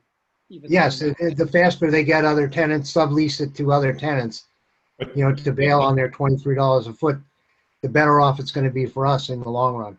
But they can ask for an abatement, right? Oh, they certainly can, but they don't really have a basis for it because what I've done is I've split their, say, call it 60,000 square feet at $35, $40 a foot, and the balance of it at 23. And I generally communicate with Boston Properties on an annual basis. Because again, they're the owners of the building and I let them know what I'm going to do. And this year I left several messages as to what I was going to do, didn't get an answer. But PTC did file a number of years ago and they basically bailed out because they knew they weren't going to win, and we haven't had any issues with them since. Josh? So, Chair, I'm curious what the practical effect of the two having to assess commercial properties based on both cost and income is. Does that mean that the assessments will be a composite of the two, or that the town has the option of using one or the other? The town has the option, but the Department of Revenue for larger towns like us, we have a lot of commercial property, prefers the income approach. It's a lot easier to quantify. You have so much income, your vacancy is this, your expenses are that, cap rates are kind of public knowledge, where if you go by the cost valuation and they were to file based on that, we would be going into the appellate tax board having to hire engineers because proving the cost of a building like that is something that the appellate tax board is only going to accept testimony from an engineer who can, provide that value. And even those are, very, very subject to questions from all different sides. I mean, you can have one engineer come in at $200 a foot, and the appellant's engineer comes in at $100 a foot. And it gets very, very expensive. So we have, for the last number of years used the income approach because again, it's much more easy to say, you've got this number, and this number. You do the equation, and here's the value. And they can argue that they have more vacancy than the norm we use, and they have more expenses than the norm we use. But it's fairly difficult for them to do that. So then, if the income approach is preferred, and that's what the town's been using, what's the benefit of spending $21,000 a year for those outside consultants to help support the cost assessment? Because the Department of Revenue requires that we use two approaches to value. And they are supposed to be within a certain percentage. So the system that we use will generate a cost value as well as an income value.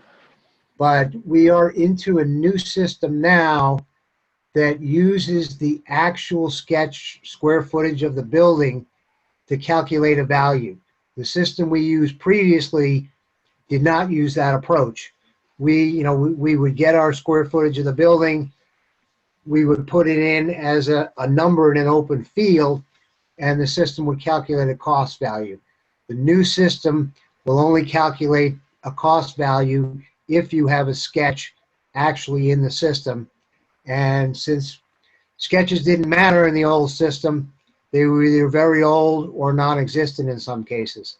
So the Department of Revenue, as a prerequisite to use this new system for billing, required us to get caught up on the properties that were not measured. So it sounds like the requirement to have sketches done by these outside consultants is really just to satisfy a technical requirement in the software. I know it's to satisfy a requirement of the Department of Revenue that we be able to produce both a cost and an income value. I mean, fortunately, to a certain extent, now that we're caught up, it's a one-shot deal. We will only need them for commercial property when new buildings go up. But we're never going to use or rarely are we going to be using the cost valuation data. We'll use it as a backup, certainly. That's why the Department of Revenue requires that they be within a certain percentage of each other overall on the town or throughout town. Okay, thank you.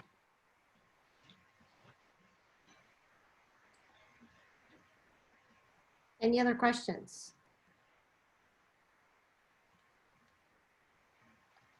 Okay. Thank you. Madam Chair, if I could let Evelyn, Chip, and Michelle and Tatiana go, and Roger and I will stay for the next agenda item. Great. Thank you.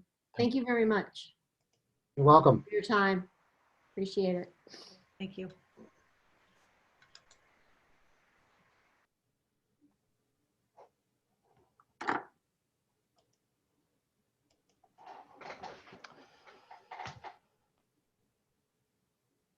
Okay, Madam Chair, in the area of technology, we only have one submission this year.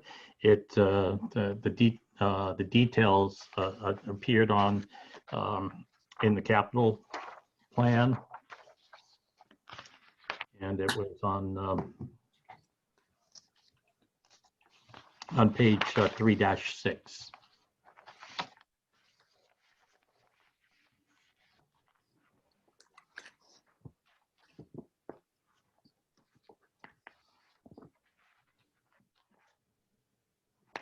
And the conversation is still the same, but you will see a change of where this item actually appears in the annual town meeting warrant. It won't be in the capital plan.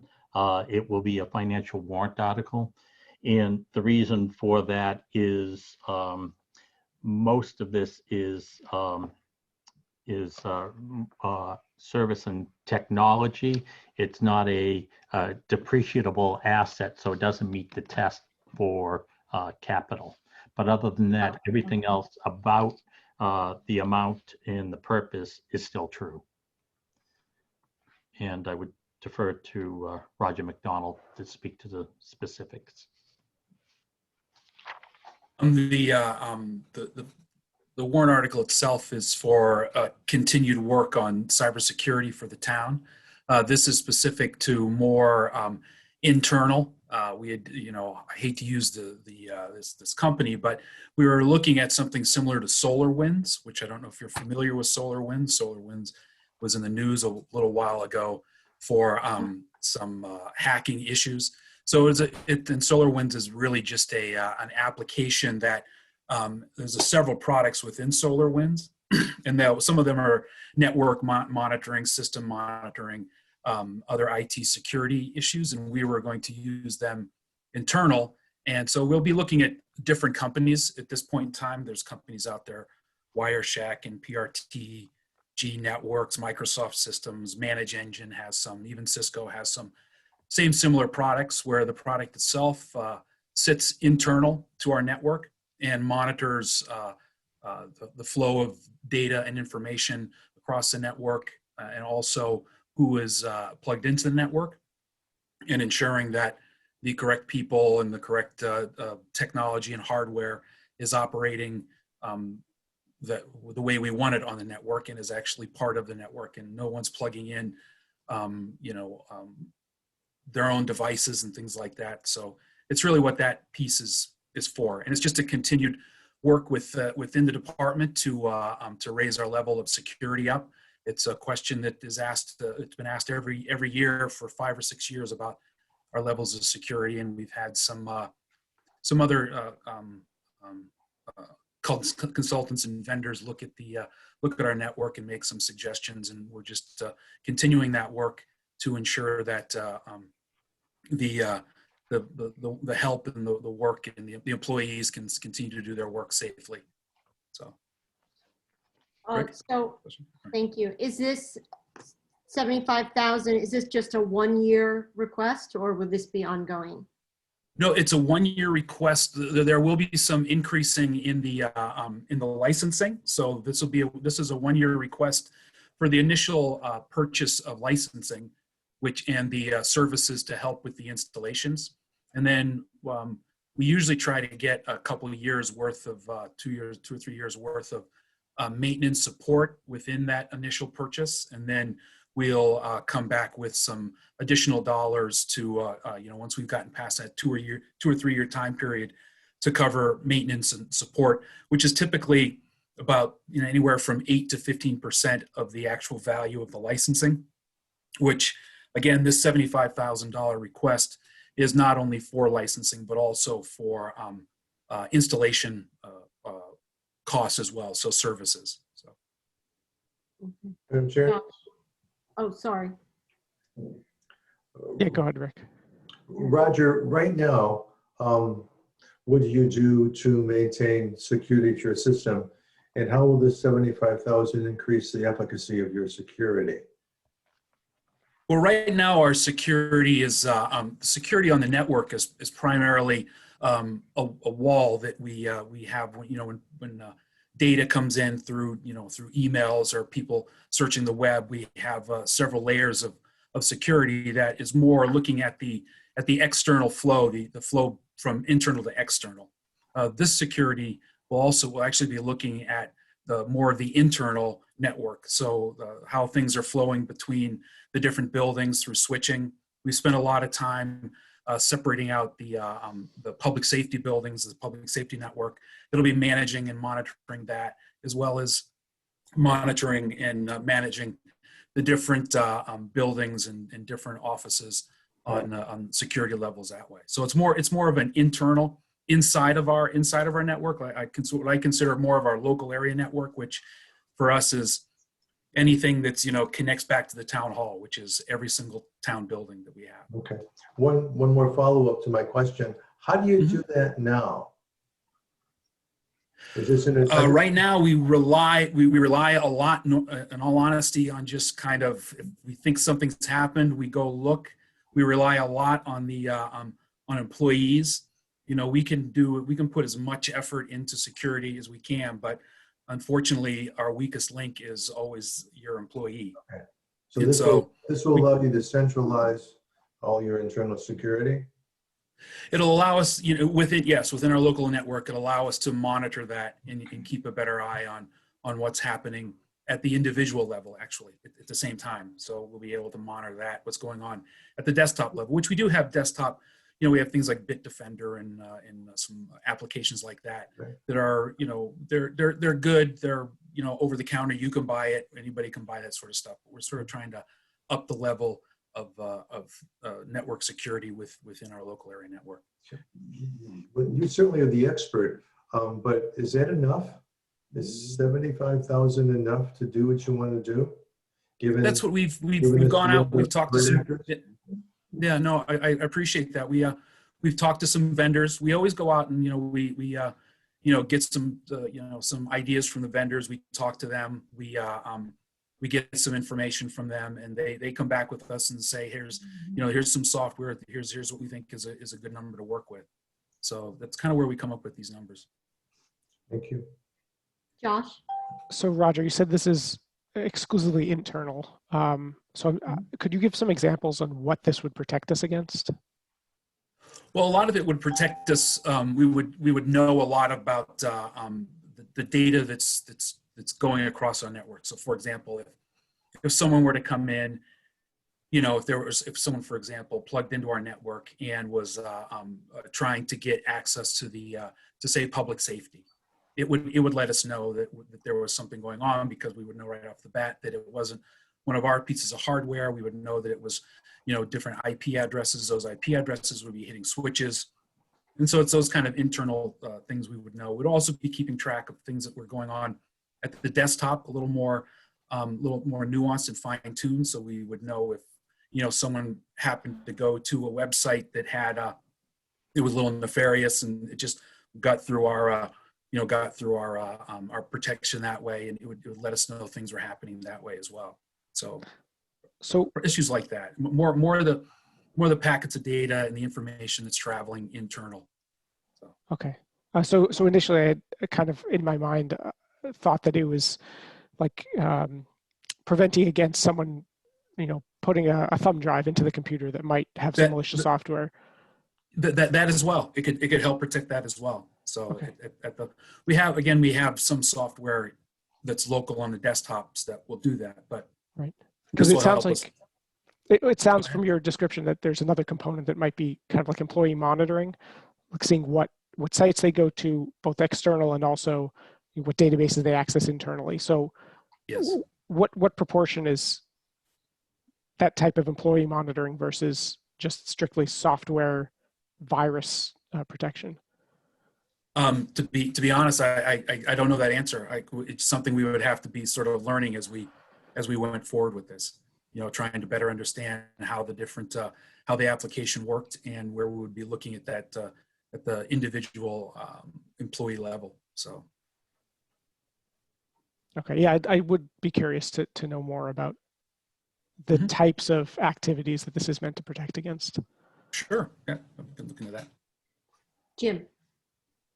Raj, have you done a SOC 2? A SOC 2? No, we have not yet. No. And so, so have you done any type of analysis of yours? We've had a recently, a couple of years ago, through we got some money from the state, and we had a company come in and look at our network and make some recommendations. I'm currently working with the state has put together some new programs, and I'm working with the state again. I'm working, setting up some meetings with 4 companies to help, again, do some analysis, and, you know, even do some work where they try to, you know, get into our system and things in that nature. And also, again, some additional looking at the system and doing some work on our internals to see what we have, what could be better, and then give us some reports and then move forward with that. Well, would that help you? It certainly helps. It definitely helps, because it's always good to have another group look at us and see what's going on. No, I know, but a Internally. normal SOC 2 review. Mhm. I mean, you know, a lot of municipalities do it.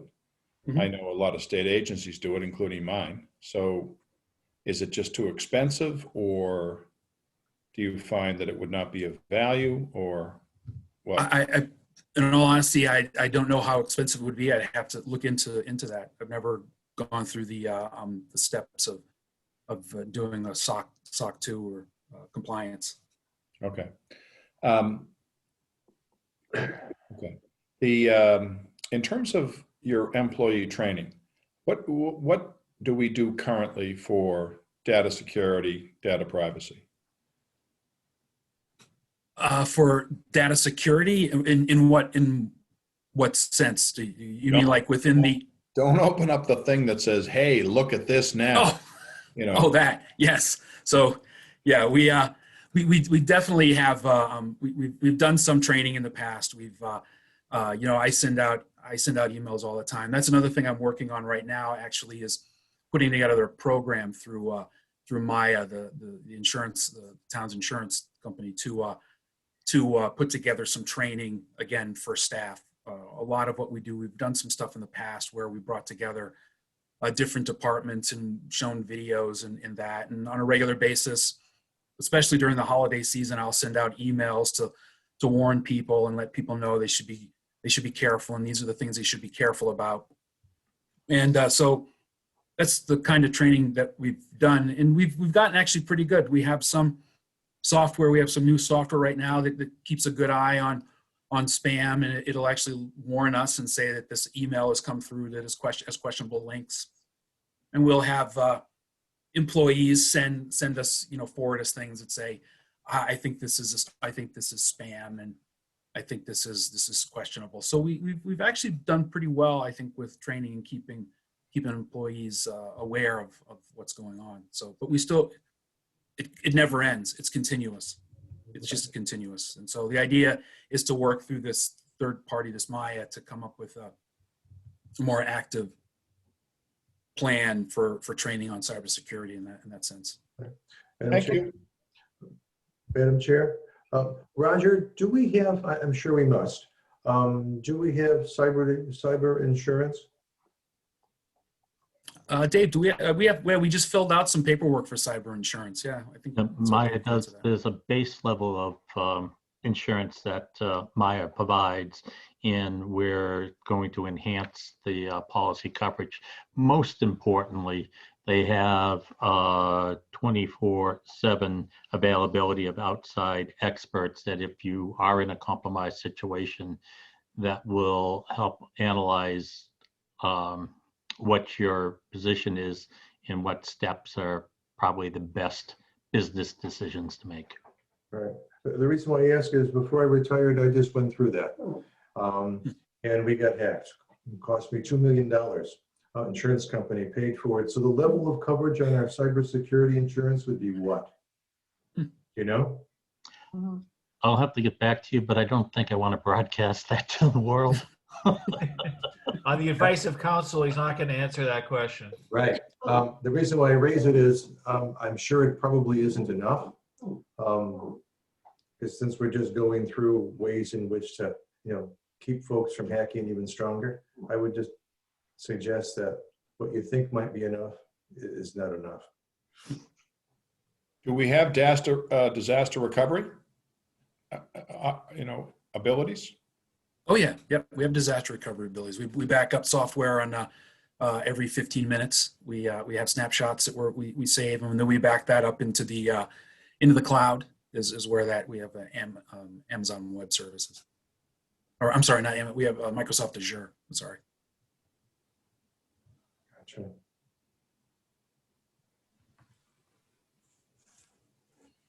Great. Anything else for Roger? I think you run a good shop, Roger. Thank you.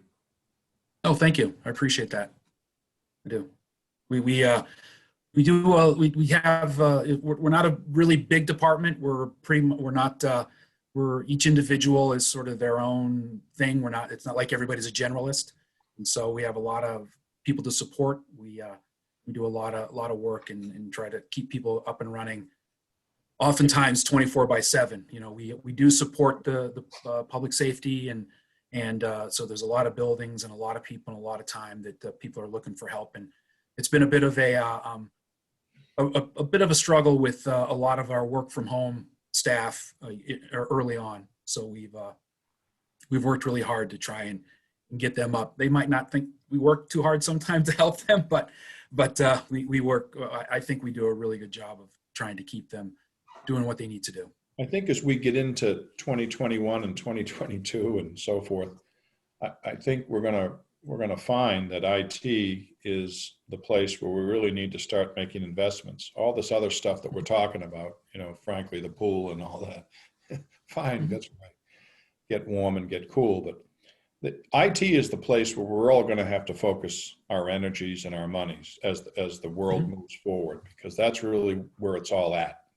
People are watching us. People are doing this. They're contacting. They're emailing. They're texting. They're twittering. Whatever it is they do. And I don't think that people really fully understand the importance of what the IT world and the security world's all about. You know, I work in my regular job.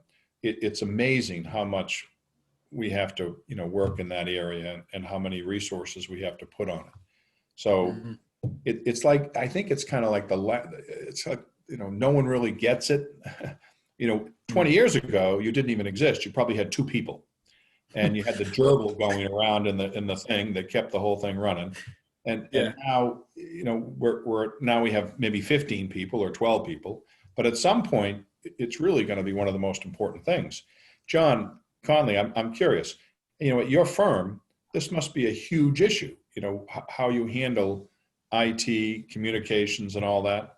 I mean, we just went through we had internalized a lot of our operations and just made a big change this year to downsize our internal staff and go with an outside firm that basically works exclusively with law firms and their IT needs and services, which is obviously on a 24/7 basis. I mean, right now, I have a couple of colleagues who are in an international arbitration with there are witnesses in Spain.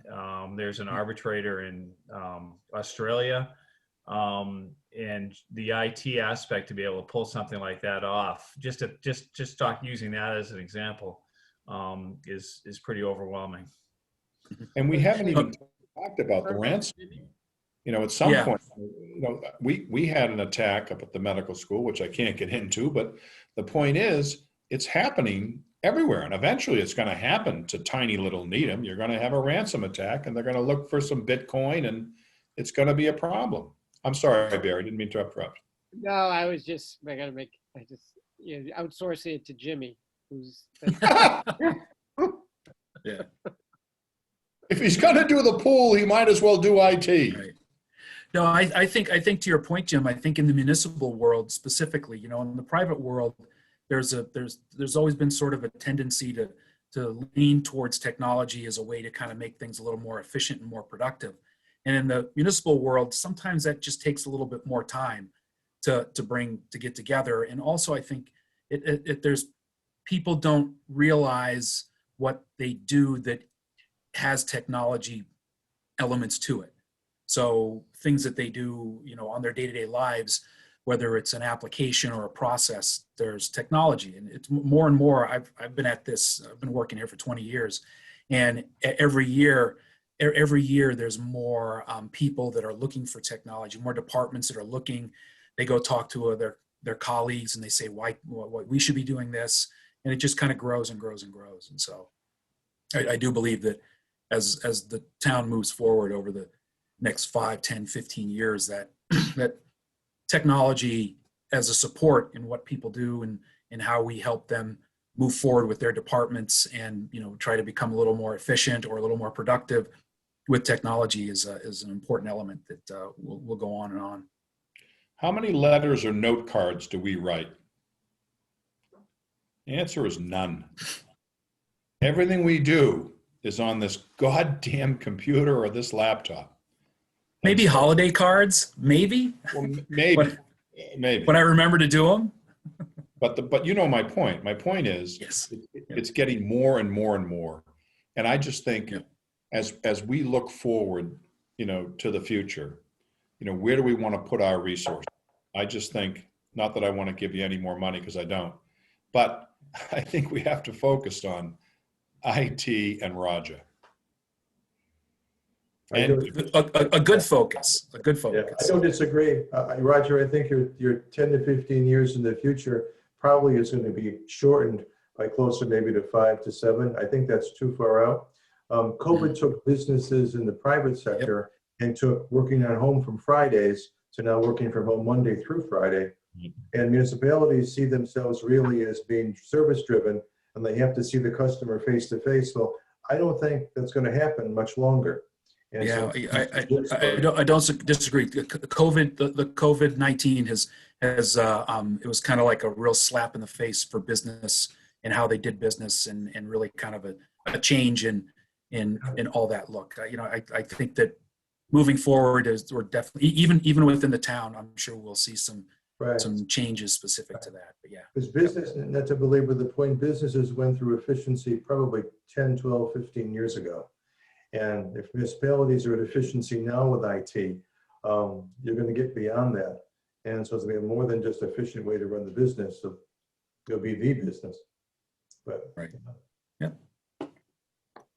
Roger, I have just a technical question. I know you deal with the town-operated devices and softwares, and not the schools. Is there a firewall between the school systems and the town systems? So when we're talking about security, I want to make sure that even though your focus is on the town, that you have visibility into the school devices if there's a potential for them to have insider access to town resources. Technically, they're on their own network. They're completely separate from us. There is a way, if you know how to do it. They have their own core switch. We have our core switch. They have their own network that they operate through. I mean, the core switch itself, historically, all of the buildings, in the old days when they first started running fiber, all the cabling actually for all the buildings, including school, came to the town hall. It's kind of flip-flop. It went to another building for Verizon, for RCN for a little while, but technically it was all at town hall. So the fiber would come in, but they have their own switch that they use to manage their buildings, which is separate from our switch. So if something were to happen to us, it's very, very, I shouldn't say it's never, but hackers can work miracles, or they can do things that we wouldn't think they could do. But it's a separate entity is the way it's set up at this point in time. Okay. Yeah, I just want to make sure that the security that we're implementing for the town is also in place for the schools. To be honest, you'd have to talk to the schools about that. The school IT runs their own security and on their own networks, and they manage that themselves. Yeah. Thank you. Mm-hmm. Great. Any other questions? Can I just ask a question at the last point? Is that a political decision that was reached over the years, or is that a conscious decision that that's the most efficient way to run the technology operation? Dick, I think there was a combination of two. First off, it's somewhat historical. Education is very different than administration and finance. Is one purpose. Certainly the direction each went, old lingo, Mac, IBM, different operating systems. Also, the schools are independent. They're not accountable to the town by a matter of state law, and actually reaffirmed by the town with the charter, where the town meeting explicitly said the town manager shall have no control or operation of the school system. Yeah, and it was a wrong.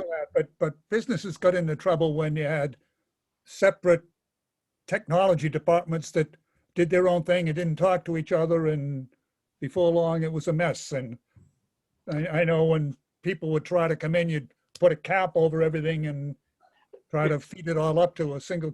I think that I think to reassure you, the communication, the two offices do talk, and Roger can certainly address it better than I, but there is regular communications in terms of what each are doing. If there's an issue that's developing in school that could be a problem for us, which school a few years ago had some hacking, student hacking and stuff, that's communicated to us, and we certainly communicate to them if there's an issue. Roger? Yeah, we're in regular conversation with school IT about several things, you know, especially recently. I'm sorry. Hold on just one second. I think there's a big hack going on. School department calling.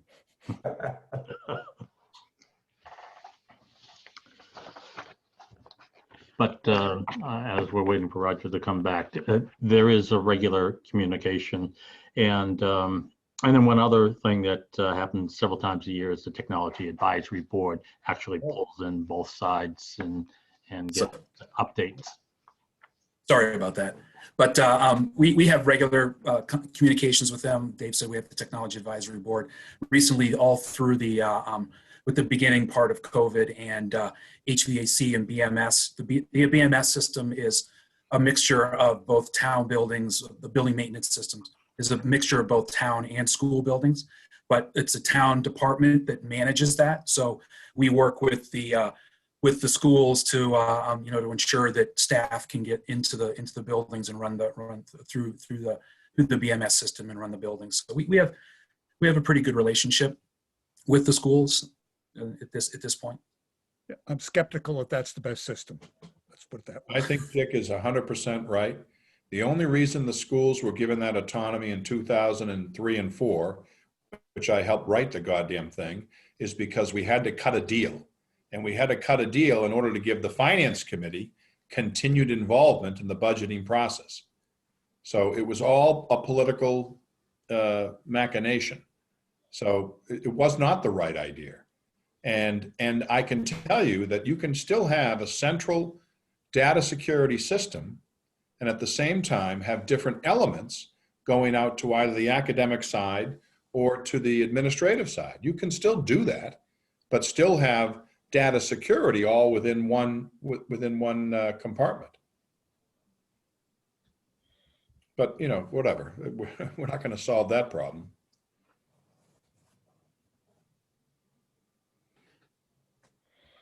Okay. Anything else on this topic? Nope. Nope. Not from me, anyhow. Roger, thank you very much. Sure. Appreciate the time. Thank you.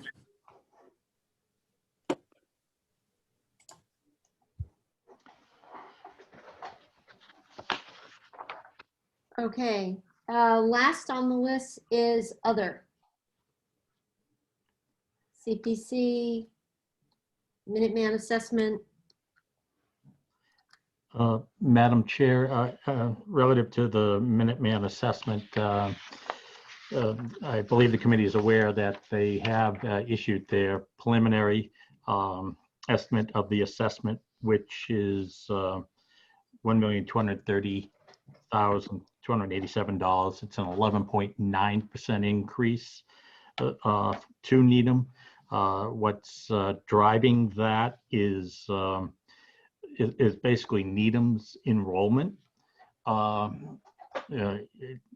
they Minuteman assesses its each community share is taking a 4-year average of the town's enrollment at Minuteman, and what that is as a percent of the total enrollment. Needham's enrollment has been growing. In the period, the last 4 years, Needham has gone from 20 students to 27 students participating. The operating budget at Minuteman, as submitted, is just 2.4% over its current operating budget. And then separately, the debt budget, which of course the Finance Committee is aware of, is they're in their peak years for repayment of the debt on the new school, as well as a recent authorization of an additional debt issue, which I know the Finance Committee had received information from Minuteman for its athletic fields. The preliminary number is a number that can't increase. It could decrease depending upon what additional aid Minuteman receives. But a regional school assessment is what I call a true number, meaning that they have to account for all their costs, not only the education, but the overhead cost that in a municipal school system is not readily apparent to the community, benefit costs, the pension costs, Social Security debt, because they're carried in other budgets. But a regional school district, they have to account for all that in their budget. So how do, Dave, how does Minuteman handle COVID expenses? They're handling it within their allotted budget. They did seek some assistance to address some of their COVID-19 costs that the town can recover through the CARES grant, which So is that reflected in our assessment? no, that was in fact that was a special assessment that came through, which the Finance Committee approved the reserve fund transfer to pay that cost. But we have filed for the cost, and if that comes back reimbursement, which we anticipate, because the costs they were coming for directly related to COVID abatement expenses would close out to free cash, just as if the reserve fund transfer did not happen, it would have closed out to free cash. I also know that they are heavily relying upon their grants as well.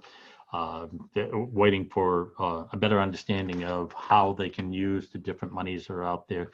The same thing that we're doing. Again, another reason why a financial warrant article, because I anticipate over the next 60 days, there's going to be a clearer picture of what monies are coming from the feds and the state that will and should reduce the what I think is a high estimated number right now for COVID expenses for next year. Great, thank you. Josh, did you have a question? Yeah, Dave, the debt for the athletic facilities, is that included in this year's, or will that appear for the first time next year's assessment? Then I would think next year would be the earliest. It might be the year after, because they just got the authorization. I don't know where they are in actually getting the project done. Okay, thank you.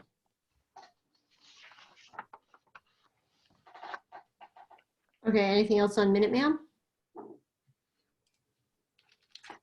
Great. And I guess the other one is CPC administration.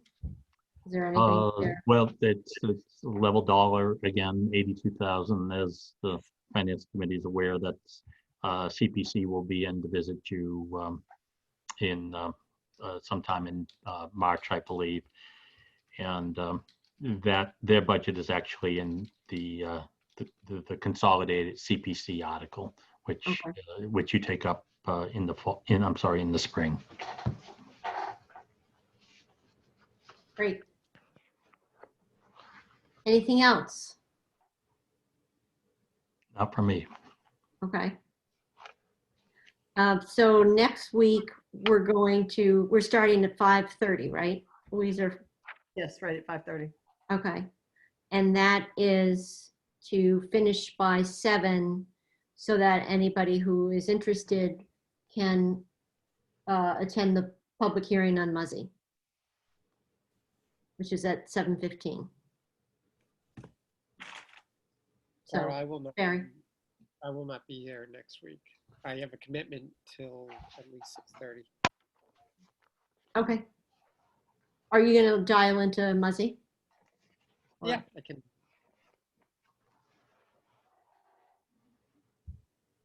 Right. So supposedly, I frankly saw this on the Needham Facebook page, is that there is a group that is endeavoring to build a hockey rink at Muzzy. Does anybody know anything about this? Oh. What's a Needham Facebook page? It's just the Needham is what it is. Social media, the Needham Facebook page. You find a lot out on the Needham Facebook page. John. Don't you have to There's be- really such a thing? Well, Oh, it's like, God, the- every town has one. Yeah. what? Yeah, no, every town has one. It's where you get all the town gossip. Ah, It's quite humorous if you follow it. It's funny, yes, and you get it actually a pulse, if you will. So A local version of QAnon. I usually get the gossip at Ray's New Garden. it takes too long. So So actually, speaking of Muzzy, the new law that was enacted by the state reducing the mandatory 2/3 is that what for some zoning, would that apply to this? Well, has that If there's a, the original proposal did not have any housing component to it. And my That's what- understanding is what you're going to hear next Wednesday is that they've revisited it to have it be a component of it or a possible component of it if a developer is so interested. So I think to the extent that that is in the bylaw that's being proposed, then it would apply. It definitely would have applied to what they had proposed previously on Chestnut Street by Roach Brothers, that triangle there where Hardney Graymont is. It had it been in effect then, it would have applied to that for sure. But in that case, I don't think passed versus Muzzy would have passed actually last spring with a majority vote. No, I wasn't saying, I'm just saying it would have applied to that. Yeah. Okay, I understand. okay, so just remember that next week we're starting at 5:30. Thank you all for being flexible in your schedule. That's all that I have. Somebody make a I motion to move to adjourn. adjourn. Second? Second. Great. Let's take a vote on that. Rick, Yes. Dick, Yes. Josh, Yes. Tom, Yes, John, Yes. myself, yes. Eric came back. Barry says yes, and I say yes. I prematurely exited, sorry. Oh, see, if I don't see your face, I don't have the name. Sorry. All right. Thank Good you night, all. everyone. Good night. Good night.